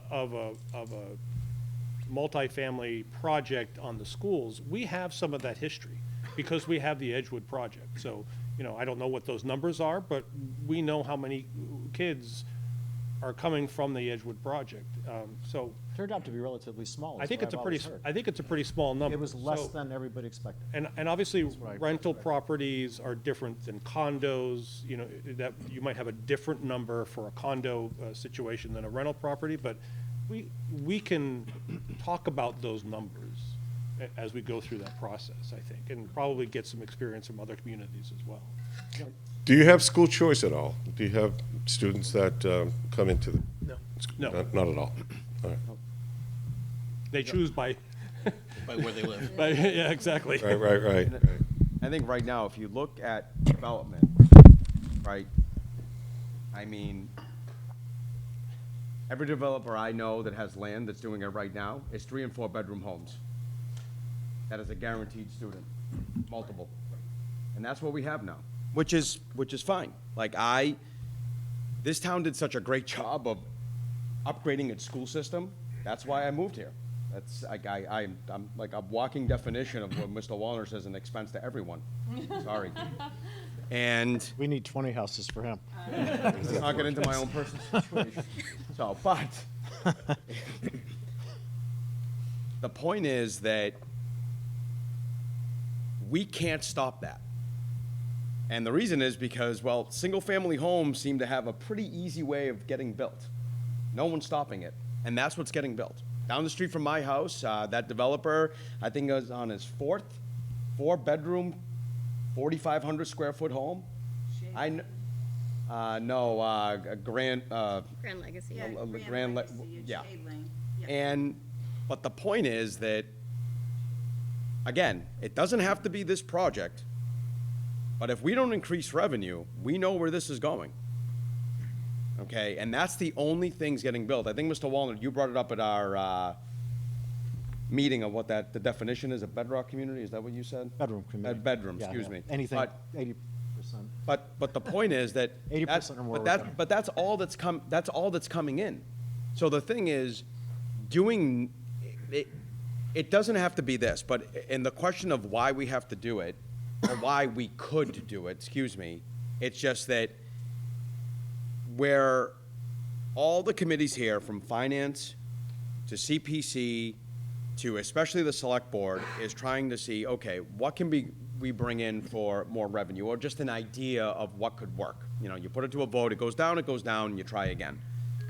But as of right now, sewer or no sewer, new revenue or no revenue, that's not gonna stop the fact that, I know you said enrollment's down, but I know a lot of families coming in who have young kids that you don't know yet, and they're all under the age of 4, and there are hundreds of them. So, Let's not really talk about enrollment. maybe you do. Okay. A question, or, I understand, so we're, about 10 years ago, 2,600, we're down 2,300 now. The 10-year projections are back to 26. So based on the birth rates in town. So it's sort of, we're gonna be back to that being a I added capacity. two. And I think that we have discussed your point about, yes, growth, yes, movement, but the more students that they have, then there's more cost in schools and space in classrooms. So these are all the things that we need to consider. And again, the only reason I bring it up, and I'm sorry to it's because schools is where it gets really emotional and where all of a sudden, no one cares about how much it costs. I've noticed this. And I can tell you this, the second there is even a sniff that class sizes increase, you will have 3,000 parents that will vote in any override that is needed. And I don't care how much anybody in this room barks about how it's unaffordable. And that's a fact. And I feel like no one wants to say that because it's unpopular. But I know this, that if in a couple of years there's a meeting that says, hey, we may have to increase, and by the way, I'm just winging this, school size from 18 at the first grade at one of the batch schools to 23, oh, yeah. Good luck stopping that Prop 2.5 going through. Might have to do that to settle the budget issue. And but what I'm saying is, I just want to say that it's unpopular and no one wants to say it, but that's where we're headed. But hold on, Mr. Nutt, but that's where we're headed. That's where we're headed, and I'm just. And use it. Don't look at it as an obstacle, it's a challenge. It's a beautiful thing. all right, so there's a gentleman down here that's been very patient, want to have a... Thank you. I've been listening to a lot of idealism. It's wonderful to hear. We're all in agreement. We want what's best for the town. We all recognize that growth is dependent on certain things. However, I've been watching this very closely from afar. I've been one of those who's been watching from home. And frankly, I was watching it tonight, and I had to come off because I was so frustrated. I heard proposals put forth that were so confusing and so uncertain in terms of the way they were presented, in terms of what the people in the town can expect in 6 weeks' time. How many weeks before we vote on this? Maybe. Does anybody put a math? Mr. Studo, you're the mathematician. Oh, I am, thank you. In a few weeks. 8 to 10 we don't know weeks. how much it's going to cost to disable an existing septic system, right? Because we had 2 to 3 people here, and they each had different solutions to the problem. One gentleman said it couldn't be done, and the other one said it would cost X amount, or it could be done. Problem number one, anybody who wants to attach to this system is going to have to either or not disable their existing system. What is the cost associated? That's a huge, huge uncertain unknown. Secondly, we have the argument of betterment versus Privilege fees. So unfortunately, when this proposal was first presented, it was presented with veterans, which was an absolute, in retrospect, it was an absolute total disaster. We all agreed to that. We all recognized that. It alienated a huge segment, and it alienated, to your point, Mr. Studo, and the others who are in support of the Pulte development, all of the people in the Pulte development were up in arms as a result of the betterment proposal. So you have the benefit of gathering $6 billion of additional revenue from a development, but you've also enabled that same development to, in effect, knock down any proposals that you might put forward. So my concern is there's not enough thought at this stage to putting forth a proposal that is rational and acceptable by the people in the town. We all recognize that there is a need. Here's another thing nobody's talked about. What about egress and access to the town? Has anybody traveled Route 62 lately and seen the effect of the traffic from Benevento? It can take you 15 minutes to get from 28 to 93 because of trucks on that stretch of road. What happens if we build up Route 28 and we add commercial properties all the length of 28 from Park up to Andover? What about the additional traffic on 62 in Park? Most of it will be 62 because it's in the center. Who's going to upgrade 62 to handle all that additional traffic? Excuse me, I have to take a drink of dry now. Has anybody walked down 28 recently during a snowstorm? I did. I had to because my car went into the shop. So I had to drop it off and I had to pick it up. 2 days. I had to walk down, I had to drop it off and then walk home yesterday after the snowstorm. Not one sidewalk was shoveled. This is our main street that goes through our town with the sidewalks, right? I had to walk on the highway, on the state highway. I had to walk on the highway. I almost got hit twice, thank you very much. And then today, I had to go down and pick it up. The same difference. I had to walk on the highway in parts. Now I'm asking you, if the town cannot manage its sidewalks, how can we expect it to manage a $130 million project? I live in proximity to a dumpster, and any of you who read the transcript have read over the years repeatedly complaints about a dumpster pickup and the noise. It's a small, trivial matter to those who are not affected. But for those of us who are woken up at 4:30 or 5 o'clock in the morning to bang outside our bedroom windows, and you call the town and nothing is done. My question is, how can we trust any organization that cannot clean the sidewalks and manage its dumpster pickup with a $130 million budget? All right, thank you for your comments. Just, that's all right. Those dumpsters that you're talking about, probably, if I would guess, the commercial dumpsters, is that what you're hearing on Main Street? Right, so those are private, they're not managed by the town, but just, No, excuse me, sorry, just point of record. There is a betterment fund in place to cover noise associated. no, oh, okay, under the noise ordinances. And that is the subtlety associated with managing the town. Gotcha, okay. Very good. Warren, did you have another question? No, not, more of a comment. I know that Edgewood, when we were permitting that Lincoln Properties assured us that there was a profit to be made every year on that, and a lot of it was built with single-bedroom and two-bedroom units in an attempt to keep the number of kids coming out of town, which appears to have worked. So we can take a lesson from that, and if we do decide to build more housing on 28, using the same formula, we can probably limit how much impact it has on the schools. But what I don't know, and my question would be, does anybody ever look to see if we ever met any of those financial goals that we were promised by Lincoln Properties? Because if we can show that that's a profit center, that just adds to the need to put some of this housing out there.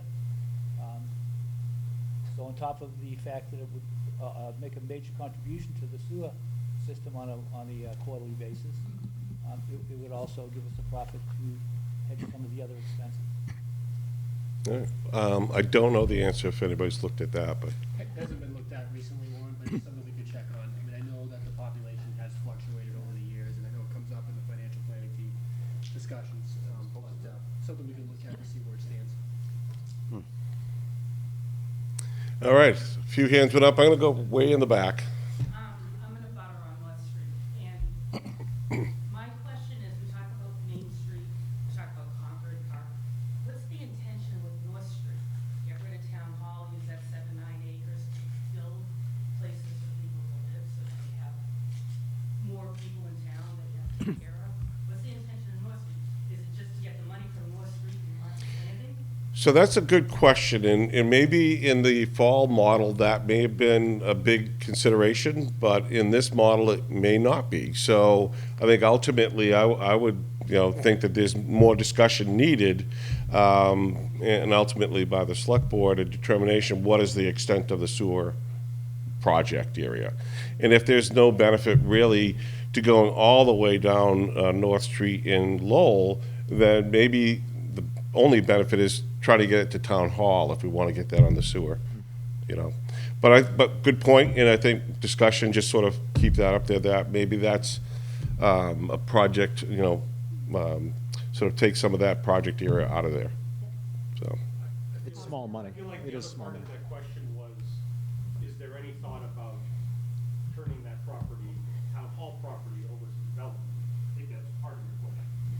You probably can't answer that with any Well, kind of. I mean, that's definitely what I would favor. Yeah. I mean, I think it makes But sense that you should take, You'd need somewhere else to go Right. than Yeah. the town hall. yeah. Just put up a Haven't you already taken over our room? Just kidding. Yeah, no, Rich, I think it makes a lot of sense. You But could- I'm just saying Yeah. that's part of the question, and an important part for the folks on that street. Yeah. Uh, My understand, when I talked to Steve O'Leary about this, my understanding is running the pipe up North Street is not a big deal. It would just be like get it in the ground and it's available in the future whenever you might need it. It's not, it's a real. Yeah, it isn't going to be a great savings, but I mean, there's something to consider there It's still. to open it up. And by the way, there's still like, I think there's like 4 acres still available around the Pulte property that has never been utilized. If you put sewage up there, something would happen. That could potentially be an assisted living area. And then you have the field out there as well. That, potentially could be something as well. And that's the nice place to put developments because it's outside of town. And it has that direct access. Yes. Albeit not a great road to the highway. Yeah. All right, there's a couple more questions here, all right, right here. I had a comment, it was more of a related response to what Daniel was saying, because I think it's relevant for people that are trying to figure out how is this project gonna benefit them? And she said, we need to have growth, but what are we comfortable with?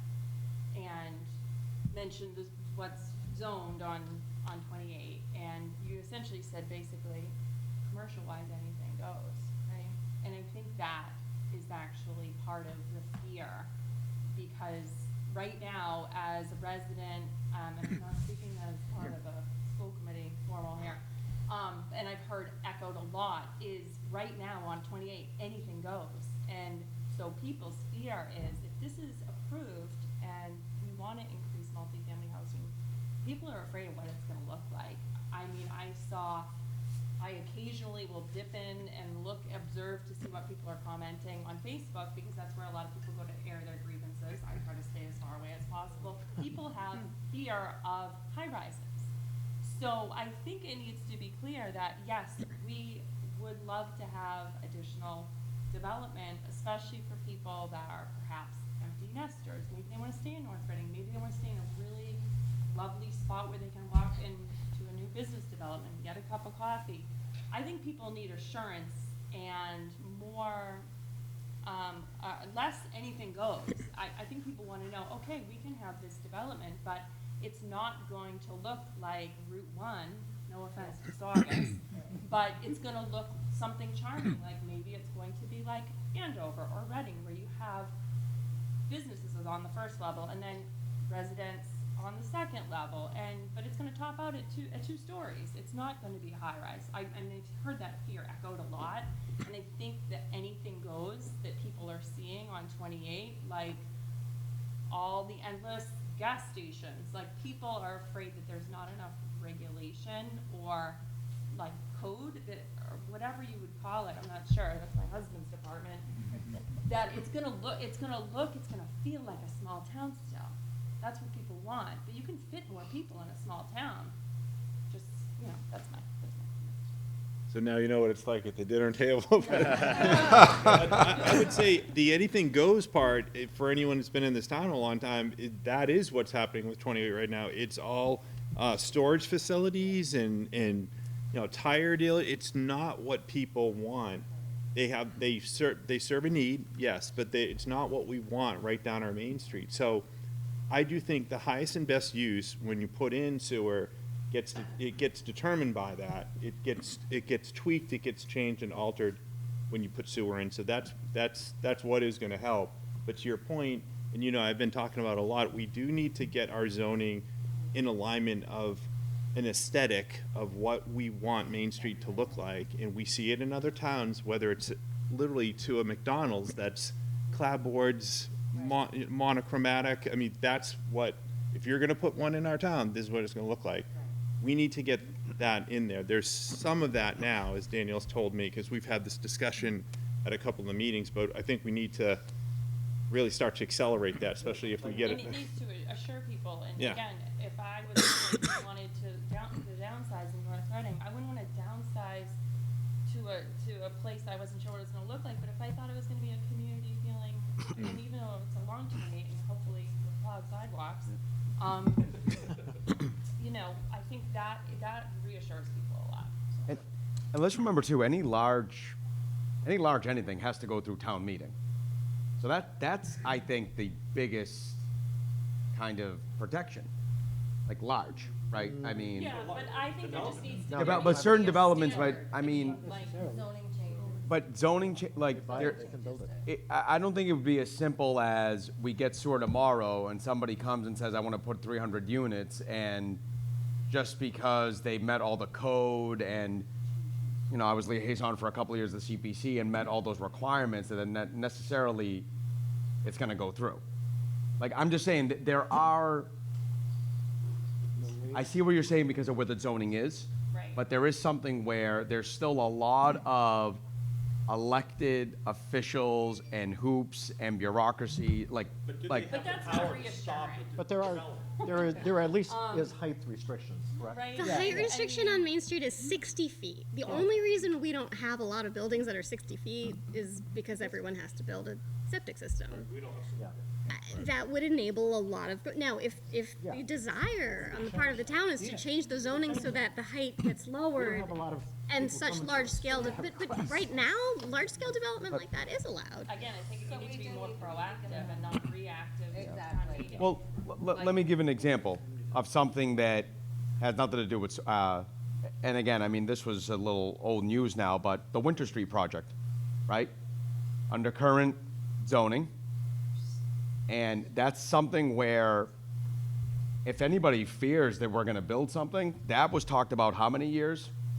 Nothing happened under the current zoning. Under the current, no sewer, and it didn't happen, like under the current because of multiple ways. So I'm saying that I've heard the same thing, and I agree. I think it's a question of, I wish I could sit here and say I have the same confidence that if we had sewer, within like a short period of time, we would have that many developers coming in to try to turn us into what Reading after the car wash looks like. Because yeah. So, did you have a question? Yeah, would Martin's Landing have the option to connect to the project? As it is right now, the sewer line would be in front of Martin's Landing, and they would have an option, if that is the case, to connect in the future. So they would either pay the betterment or the improvement, whatever. Right, if there was a betterment assessment, then, yeah, that means that there would be a lien on the property. But if it was more a sewer privilege fee, it's an opt-in. In other words, they choose to connect when they need to, I guess, for the most I part. guess it's important to say that in any of those developments, that's a whole development decision. And it is, right. In a situation like that, obviously, you know, you can't have a decision made by one unit owner. It'd have to be a vote of the Depending on the HOA. complex or the association. It's all about, Right. it's all about the Okay? HOA. All right. So here? Well, thank you. So I just want to start by saying I appreciate the conversation tonight. I mean, I know that. Yeah, me too. Yeah, I mean, it's good to hear from the different perspectives, and, you know, I've been to a lot of these meetings and hear a lot from the community, but it's nice to hear from CDC and the different boards. I want to respond to every comment, but I won't. But there are two comments in particular that I was thinking about before, and one's on the betterment, and I agree completely. And when the original proposal came out, I put on Facebook, I sent to some select board members and town administrator what my thoughts were, and I said, the goal of this project should be to try to, for commercial property, it shouldn't be a betterment to individual homeowners. If they want to tie in, they should be able to tie in. I said that right away. I think we're still at the point where a lot of people are upset about the betterment, and I think after the special town meeting, before the discussion continues, I don't think the select board is ultimately going to approve one of those options. And I think the select board should come out early and trim those options down, because there's still a lot of opposition over the betterment. And if it's not going to happen, I think before this whole discussion comes on, if for the next 2 months, we're still talking about betterment as an option, it's going to sink the entire project. And so I think the options need to be narrowed down. And if then the discussion is, should there be a privilege fee or what the privilege fee should be, I just think the options need to be narrowed down for the discussion to continue. Yeah. You know, and so. In the, We hadn't, just to be clear, we hadn't really done a, yeah. round until the other night when we were asked, and Yes. we were all, Right. I mean, I can't speak for the working group, but for the people who have not been involved with the project. Later It this was month, you're gonna get your wish, because it's planned. Yeah. Before, yes, it will not, Not before the special. No, after, Not before the you special ca- well, you meeting. can't, because that's Monday. You can't call a meeting before that, so, no, yeah. but it's going to be before the Yeah. continuing, yes. So Yes. it's kinda like, this is what it is. Yeah, just to narrow it down. How long did it take to develop Berry Center?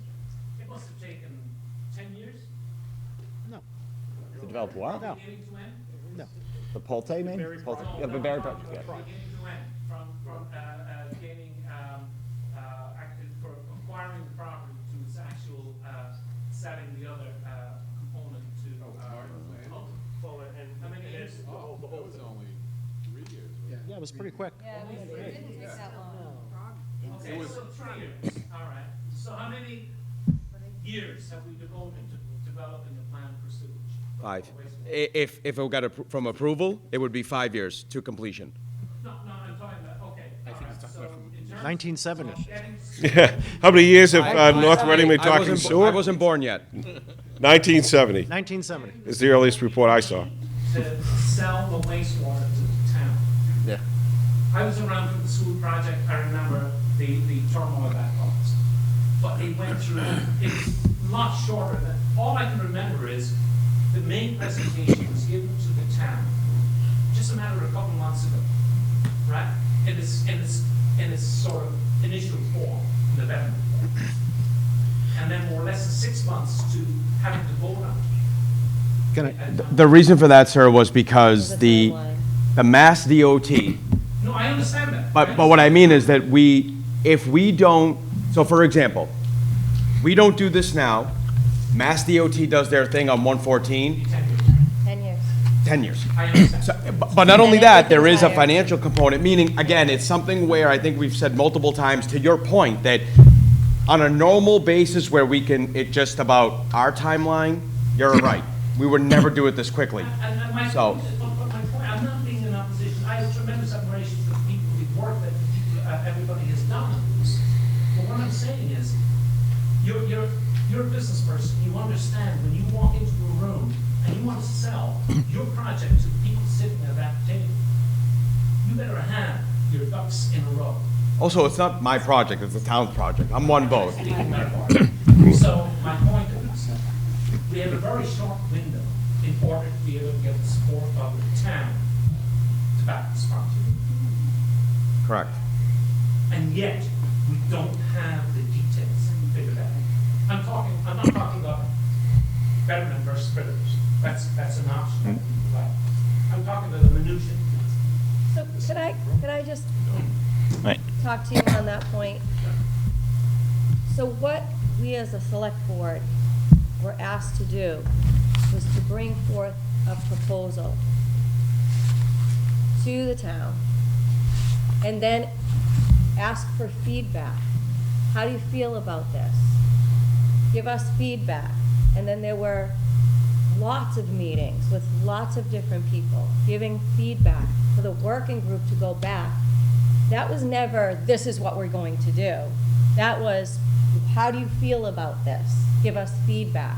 That feedback went back to a working group that said, okay, people don't like this betterment, so let's come up with some other options that we're gonna narrow down, that we haven't been able to, we are going to, with that close. We're gonna narrow it down and pick one.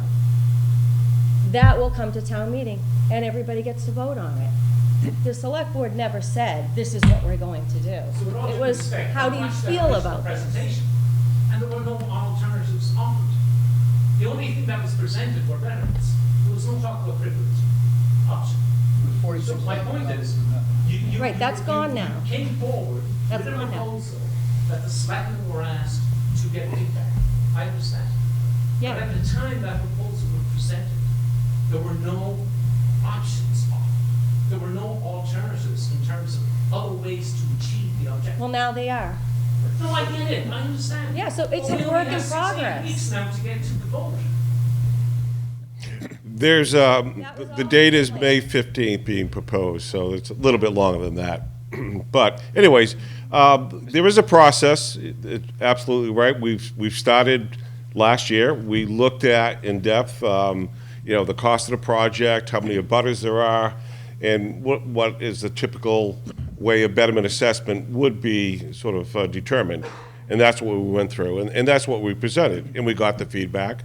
And now we are, again, looking at that as maybe a model that is set aside, and let's talk about privilege fees. And that's, again, information we're presenting. We presented already, and we'll continue to present in 3 scheduled outreach meetings after we break from here. So I got 2 questions. I want to go to Don first, because he's been waiting, and then I'll back to you. Continue, Scott. Did you, all right, do you want to sort of follow up on? Yeah, I just wanted to finish the 2 points. So one was betterment. I also wanted to respond to Danielle a little bit too. Okay. And just say, I feel like in the past, the school committee has always been seen as being, opposed to more students in the district. And it's happened before, and like people don't want more students in the district. What I would say is, I'm different than that. I'll just tell you right now. I mean, I think that we have an obligation to educate every child, but I think the challenge is if you add more students and you don't add the revenues to support those students, you're taking away from every other student in the district. And so that's where I stand. I also think with affordable housing, I think we have an obligation to get affordable housing, not just because we're required to by law, but because it's the right thing to do. And so I think we don't have the affordable housing we need right now anyways. And we have land that's not being used to its best value on Main Street. And so I don't know exactly how to get there and what the modeling is. But to answer the direct question on what do we think, if we can do growth that adds more students, as long as we can, have the space and we're not taking away from the current students we have, I don't think there's anything wrong with that, And so I think, Mr. Wallner's right on you need a diverse population to support that, and it's not just 55 plus. If you build less expensive condos, 1 and 2 bedroom condos, you might get younger people that don't have children yet. I would like to see my children be able to live in my town. Yeah, and you don't have to have children. To do that. I think it's like shame that as a community, our kids have to leave our town to live near us. And I guess that's why I asked about what the trend is, because I've seen it before where the affordability of the town is something of a factor that the children do not stay. Yeah, in you just have to, and with all the talk about it's coming, it has been here for the last couple of years. We've been supported by Pulte, we've been supported by ESSER funds or recovery funds from COVID. Those are running out right now. Lots of districts are doing overrides because they can't afford the positions that they hired. Again, the original proposal for health insurance was 16% increase. 16%. Every 1% is, I believe, $47,000. That's $750,000 additional, you know? For special education, out-of-district education placements are usually go up 2 to 2.5%. They're going up 14% this year. You know, that's $350,000 right there. And so that's just to educate the children we already have in the district. And so it's here, you know, and I think we do a great service to this town by coming to town meeting with a balanced budget every year, but we do a disservice too because people don't understand how many things are done to get to that point to have a balanced budget. And that's what I don't think everybody always appreciates. And it's hard, and we're not always doing the best things we should be doing, you know, funding one-time funds with, you know, or one-time expenses with funds that, you know, it'd be nice not to do that. And I don't know exactly how we get from here to there, but just to answer the specific question, and I'm always happy to talk offline too, as well, about it, but I don't think the school committee would be opposed to it more students. If we can I think we do a great job educating them here. I have a lot of faith in Dr. Daly, and if we have a bigger district, we have a bigger district, but we just can't take away the funding for each student by getting a bigger district. So that's where I would stand on I it. think it's balancing, you know, the Right. empty nesters with the, Right. you know, with the students and finding that, I mean, there should be, I threw out this question a long time ago to the school, previous superintendent, like, what is the range of when are we too small and when are we too large? I never got that answer, because I want to know where is our sweet spot? When do we start busting out the infrastructure we have? I mean, I When think- do we underutilize what we I have? think from a physical plan, we can answer that question, right? I We think know- that's a good, I think that's We a, know the space that we have available and what it could reasonably accomplish. that's a very fundamental question that I've never had an answer. You could build more. 3,600 is about where we were when this was 10 years ago. That's about, because in a certain. 2,600. 26. What's that? 26 You said or 30. 2,600. You said, did you say 36 or 26? I don't know what I said. What did you- What did you- 2,600. You said 3,600. 2,600 is what you meant though, right? Yeah, I mean, because at a certain point, this building's at capacity, the other buildings are, you know, and then not even just class size, just classrooms, number of teachers, number of all that stuff. Yeah. So getting to that number, so I think it's all about finding that sweet spot of the right mix of different age groups. And we have- We can certainly take more students, but at a certain point, we need another school or another classroom or another Right. early childhood, or whatever it is. Yeah. But all of that is moving forward if we have the ability to grow, right? Yeah. That's the thing. Yeah. You can do some of that if you grow. All right. Those Thank are you. good numbers to know, because that would help from planning. Well, How do you- basically, I know. we would, with knowing what we were, had for Already our done.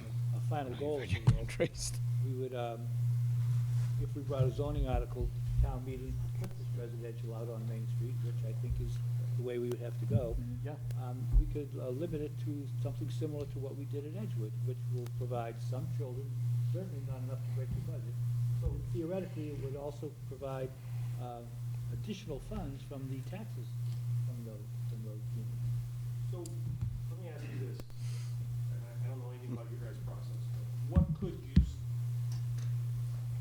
say in a special town meeting, when we're voting on this project, about what you think should be done, or what here's a laundry list, or a proposed bylaw that we will entertain in the proper form, not in the special town meeting, but I guess, how do we get that message that we understand that we need to control the growth if this project goes through, and here's how we're gonna do it?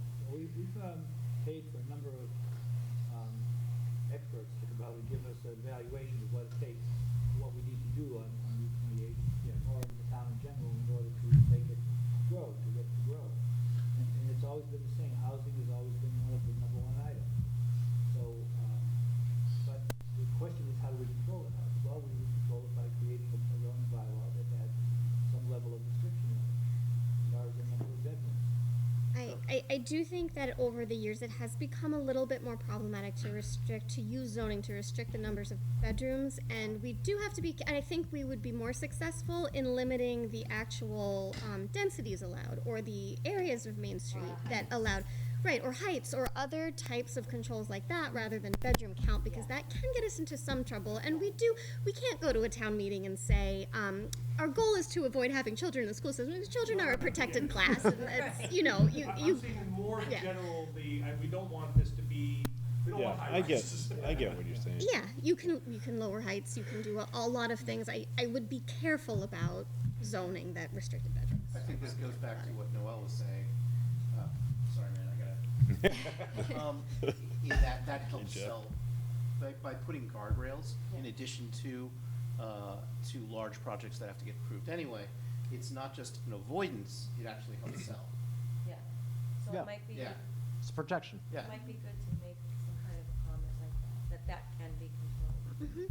And we can come up with some bullet for that. Yeah, some basic changes to the zoning that currently exists, which typically doesn't get built out, because. As open as there's it no- is, Yeah, we got storage units. those are currently not allowed anymore. Those are now done. Yeah, they're not. Right, because the only, that's right, because the only thing that can be built is something that doesn't need a septic. All right, so I'm going to go over to Don. He's been very patient. Thank you, Don. You still have a question? I was going to address something the young woman who was sitting up here, but she just walked out when we started. I think there's a disconnect, all right? I agree absolutely that we want to maintain or improve the aesthetics of the town. Yeah, I think that's absolutely a requirement. I also agree with Scott that we need to educate all of the kids. We need to take care of the folks that needs assistance in housing, building some low-income housing, providing for them. All of those things. I also believe that there is a serious issue with the budget, as I said before. It's structurally not sound.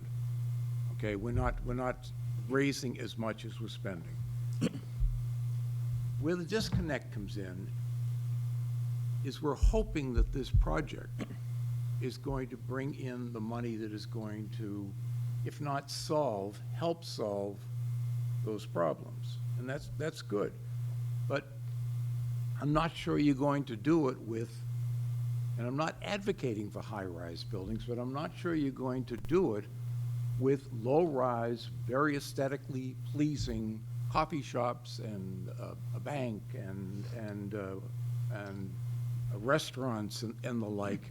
Although that would be very nice, I don't think it's going to bring in enough revenue to solve the structural problems we have with the budget. So that's all I was trying to say before. We got to think about what it is we're doing, and does it fit? I mean, are you going to generate enough revenue to pick up the additional costs that are going to come from doing this? You know, if it was a lot of students on that side, or high-rise, maybe there's got to be a West Side fire station, God forbid. But maybe there would have to be. That's a big cost, but not just building it, but staffing it and everything else. I think we need to decide what it is we want to be as a town. What do we want to look like? And then try to attract those businesses and see if $130,000 million expenditure is going to do that, or if it is just going to cripple us even more because the exempt debt is going to pile on to the taxes and perhaps overrides that will be coming in the future. So I think we need to decide what it is we want to be first, and don't hope that something is going to come in that's going to solve all of our problems, because, I mean, that's going to take some work and some design Very and some tough thought. framing. That's very tough framing. That we're just gonna hope that, this is not about, I mean, there's just, a lot of stuff has gone into this. Yeah. I'm not sure I totally understand that framing of we're just hoping. Well, that's what this is hope. So I think maybe the point I heard there was that, you know, we should try to attract businesses that we think are right for the town. Right, and you have to then balance that with what is the cost to do that? Okay? If it's $130 million to do that, Right, but what are the tools that you use to attract certain types of businesses that you think are more desirable? You know, I think that's a planning tool, perhaps. Or a way of disposing of wastewater. I don't know what that is, but I just think that we have to. I'm not sure we're ready for prime time on this yet. I don't think that we've gotten all of the answers. But Mr. Kelleher, I see exactly what you're saying. When you look at surrounding communities and how they've done it, because you got to look somewhere, right? Unfortunately, it's a scenario where every community that has done sewer has put the cart before the horse. And what you're talking about is North Reading being the only one 25 miles north or south coming up with a way to figure out where the horse is first. And I think it's very difficult, and I think it's a way, though, to go in a big circle where we just never do anything. No, I'm sorry. That's what's gone on the last 40 years. I have looked back. I've talked to people that have been in this community decades before I was here, and they have told me the conversation's always been, well, you need to come up with this bulletproof proposal of how it's going to benefit us, and that has killed it every single time. Well, if you're talking about me, that's fine. It's not you. I've been here for But decades. it's not you. But I'm just, let's not get into an argument. I It's don't not want to an argument, though. I wasn't even talking. But you're asking for an answer that doesn't. What I'm asking for is for us to recognize there is a disconnect in what we want, okay? What we want the town to look like, and what we need to spend to get to that point. And does it work? I'm acknowledging that, Mr. Kelleher. I agree with you on that, but I'm saying that it's an impossible question.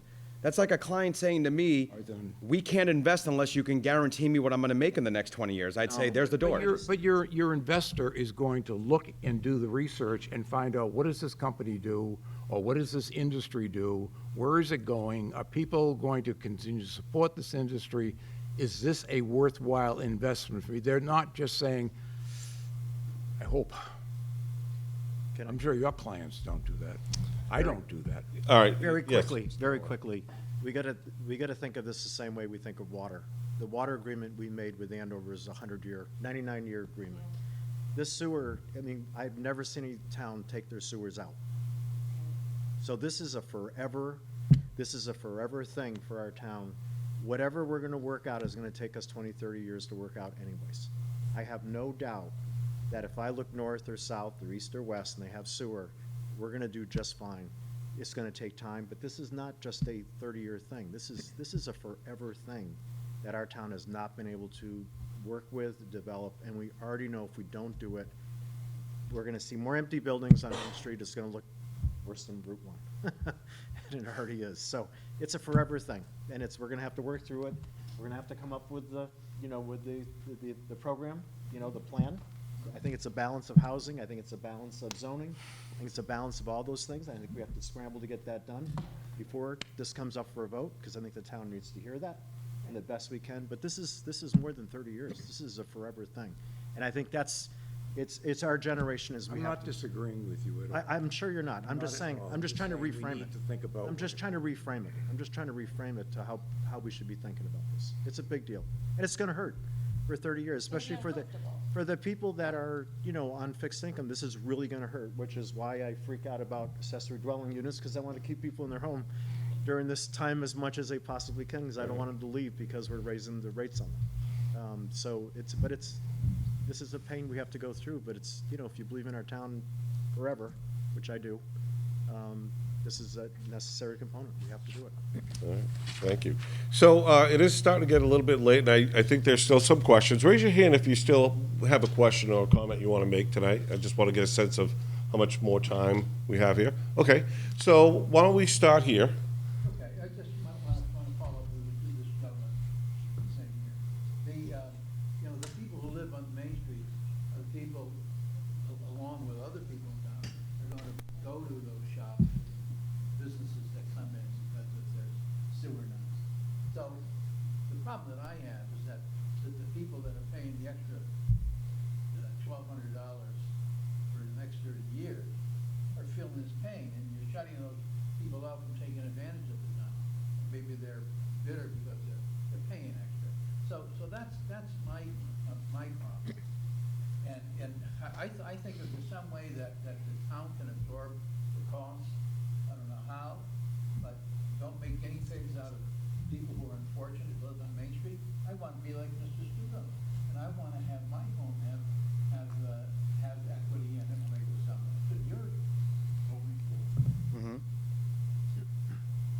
All right, thank you. Over here. This is a wonderful introduction to the finance committee. So I think we've identified, and I've taken a lot of this in, I've been monitoring and watching the sewer thing, and actually what brought me to the finance committee to help get involved. I think we've identified 4 things, but we've been focused on 2 of the 4, right? I'm gonna pay as an average homeowner $1,000 a year. Regardless of whatever option the select board goes in, it's gonna be around $1,000 for 30 years, $30,000 for the average person. Got it, right? But we're doing option paralysis a little bit, I think. I think we really just need to come in and say, if we do this, $1,000. We also know, based on what we're kind of seeing, if I live along that route, if I have to replace my septic or go to the sewer, it's gonna be about the same. We can argue if we're gonna crush it or whatever, but I have a $50,000 septic noose hanging out. We all do, right? Everybody in town. Okay, those are 2 facts, right? But the 2 that we haven't talked about is our financial implications.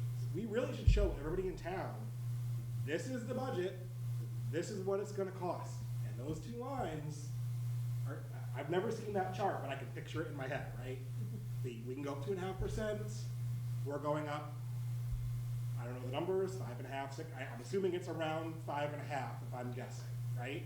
We need to show we owe that to people in town. That's fact, it's fact, number 3, right? And then I think fact number 4 is, we have to determine, back to the CPC, even with modest growth, even if we take that study and say, I don't believe, and I forget the numbers, I looked at it and I kind of rolled my eyes a little bit, that's a big ask, right? That means we're putting in, we look like Reading when we're done. I don't think many people in town want to look like Reading when we're done, but even if we do a quarter of that, here's what the revenue looks like, and that's how it helps that curve. I think we owe it to people in these meetings coming up. We need to show what that curve looks like. Otherwise, I don't see, we're all talking hypotheticals, right? But those are the 4 facts that we know. We spent a majority, I don't even know how many hours, 20, 30, 40 hours discussing ultimately $1,000. That's the number, guys, right? Like, tell the town, plan on it, $750,000 house, $1,000 a year, on average. It could only get better if we get grants and people pay a privilege fee and whatever, but that's what I would plan on. And now here's what our curve looks like. So if we don't do this, this is our next reality. And then here's modestly what we would expect to receive from that. I think if you showed those 3 things, that paints a picture. And I think if we've all kind of danced around it a little bit, it's hard to paint that picture in my head. So that's where I would look to go. I think we spent so much time on the $1,000. But it's only 10% of the people paying $1,000, the other people paying anything. No, I'm paying, no, we are under the law. We're all paying Not on anything average I $1,000. Yeah, everybody's paying it. No, everybody pays. Really? Yeah, we're getting Stop everyone talking paid. about what you saw before. Right, we've got to erase that, right? We're having a special town meeting because people are stuck on the old. Right, right.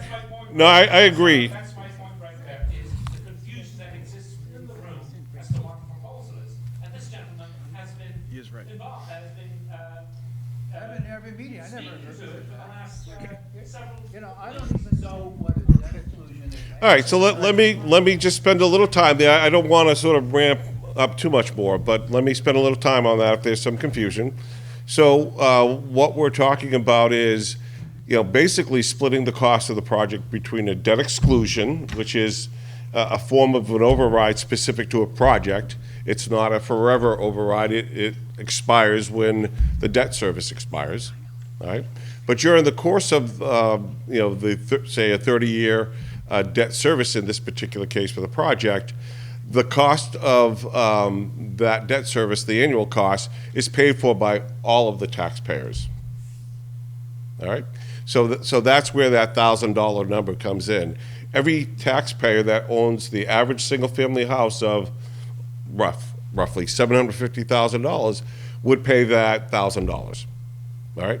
So if we get other revenues from sewer privilege fee payments, and the finance department sees an opportunity to use those revenues to sort of pay a portion of that debt that year, maybe they don't have to raise the full $1,000 from everybody. Maybe it's only $800 that year, but it could spike. It goes up, it goes down. You want to sort of level that out over time as a best management practice there.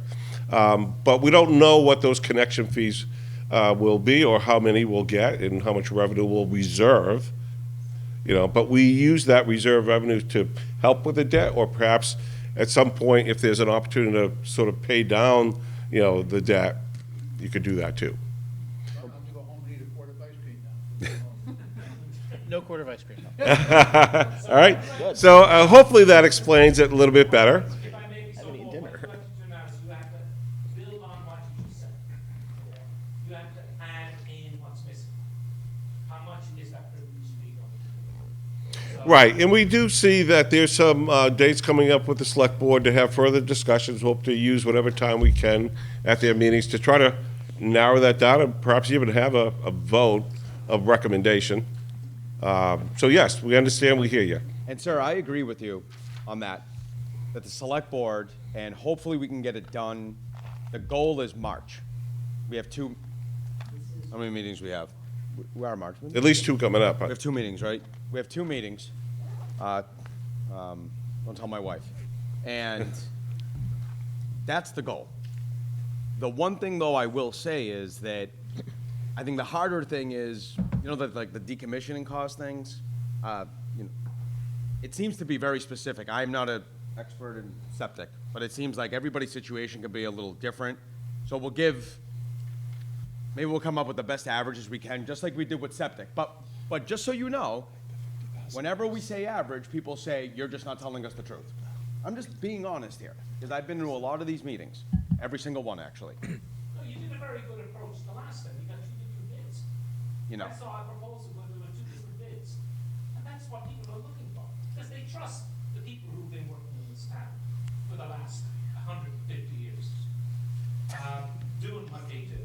And so if they come out and say, you can expect to pay this, that's not an unreasonable expectation. But my point is, you need to present these numbers as part of the final options that are being presented, so that people, regular people who are looking at this, who are not looking at the minutia on a weekly basis, and they're presented with data complete, they can make a decision and say, can I afford this?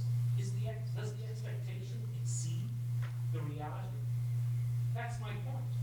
You need to present a package that is out to the masses. Otherwise, it's going to die. But, yeah, if I could, that's what we've been doing. Getting the feedback and trying to come up with a plan that's palatable for people. Right. That's the work in progress. Like I said, we never proposed anything that this is what we're doing. We've been trying to get feedback, and we are going to come out. In the next 2 meetings, we'll make a decision on where we're going, and then we can put numbers to it. And So it's a work in progress. And also, I can add that the issue we're talking about averages as well, right? Because we want to spread out the cost as a fairness, right? But based on the valuations I see, with the exception of Martin's Landing, that 1,100 number is going to hit very few condos. You know how the average is the 750,000? So I'm just saying that let's back up the truck a little bit, that there's this there's this idea, like you should do it at a value. We gave that it was about a dollar. $1.50. $1.50 per thousand. So I feel that every taxpayer, just like they do their own taxes before you move in, owes it to themselves to get a valuation of their property and calculate it. Because the problem now is that, unfortunately, and no one's doing it, that's the law of averages, that there are people who have maybe a home or condo worth $350,000 being told they're gonna pay $1,100 a year. That's not accurate. The best we can do is give the average and then the $150 per thousand to calculate it. Perhaps we can make it a little bit more clear when We we can do make it a little future bit more clear, because- presentations. We trust the people to do that. Yeah. I was here when we voted on the school, and that was a huge undertaking to get that passed. And everybody was faced with an increased tax rate, because people voted on it because they recognized the benefits exceeding the cost. My point is, you had to give them a quantifiable amount that people can make a judgment based on their own situation. So, I can tell you we're gonna do the best we can. so I heard a good suggestion by the finance committee to do the graph, and we can see the, the impacts, and I think that's a great That's a good suggestion. idea. Thank you very much. Hold on. You want the finance committee to do what? I didn't say that finance, I said I got a suggestion from the finance committee that I think is a good idea. So, I think that's right. I think, I'm sorry, Mr. Sutherland. Mr. Sutherland, your approach is a part of what's missing, which is, here's the upside. Here's the benefit to the town, not to the abutters. We get that the abutters are having, they're struggling to understand the benefit to them. I understand. But to the town, this is why we're doing the project. Here's the risk if you do nothing. If you do nothing, Correct. and here is There's two where, options. based on a moderate assumption of growth, here's how it will impact the revenue. Here's the curve we're facing Yeah. now, Yeah. at the 88% residential tax rate. Here's the curve at 86%, which is, I don't know the exact numbers, right? Show those curves and show where you can make it up. Otherwise, it's a really hard sell. And I think somehow we've alienated the abutters in all of this, when it sounds like the plan is, we're all gonna share in this equally outside of a privilege fee, which is roughly equivalent to a Right, and and right? if your septic fails, it's roughly a wash. It's right. It's gonna somewhere, there'll be some winners, some losers, that's around the same. When do you think you'll have that graph done? Kidding. I think I think that requires a lot of the analysis of the planning commission on what does modest mean, right? In the context of what the study that was given. I forget what the number of growth was over 30 years. I mean, we have that one study. Right. Either we like or don't like the study, but it has a wide range of outcomes that we can pull. But the other thing you can do on that, though, is look backwards and say, budgets have gone up. They haven't gone up 2.5% in the last few years. They've gone up 4.2%, 3.8%. Deb and I are doing that. Whatever. And so you can look at that, and what's making up that difference? What's made up that difference is new growth through Pulte. What's made up that difference is ESSER funds and things like that that are one-time funds that go away. So. And then Mr. Waller made a great point. Then there's a laundry list of things that we want to do outside of the normal budget, the firehouse, the town hall, that are not even considered. So to that point, we have heard that feedback. We need to show the financial pro forma, what's happened historically, what do we think is going to happen in the future. And, most of the folks in the room know, it's been the one-off new growth that's carried us. It's not the 2.5% on 2/3 of our revenue. That's not cutting it. And, I do want folks in this room to know, and the folks at home as well, that, I've spoken with the folks in the finance department, the acting finance director and the assessor are both here. We met this afternoon on the very topic. There is a lot of data that goes into it, and then it becomes much like the betterment and privilege fee discussion. How do you get that data and turn it into something useful to discuss? So that is an exercise that we're in the midst of. Whether we'll have something meaningful in the really short term, like next Wednesday, I think that's a question mark. But that is something that we're trying to work towards to respond to the feedback.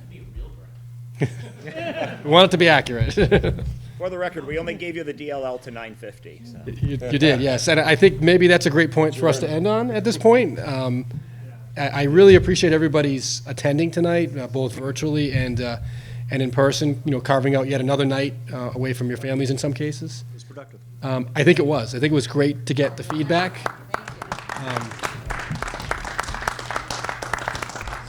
We really appreciate getting the feedback and getting so many of the town's elected and appointed leaders in the room at one time.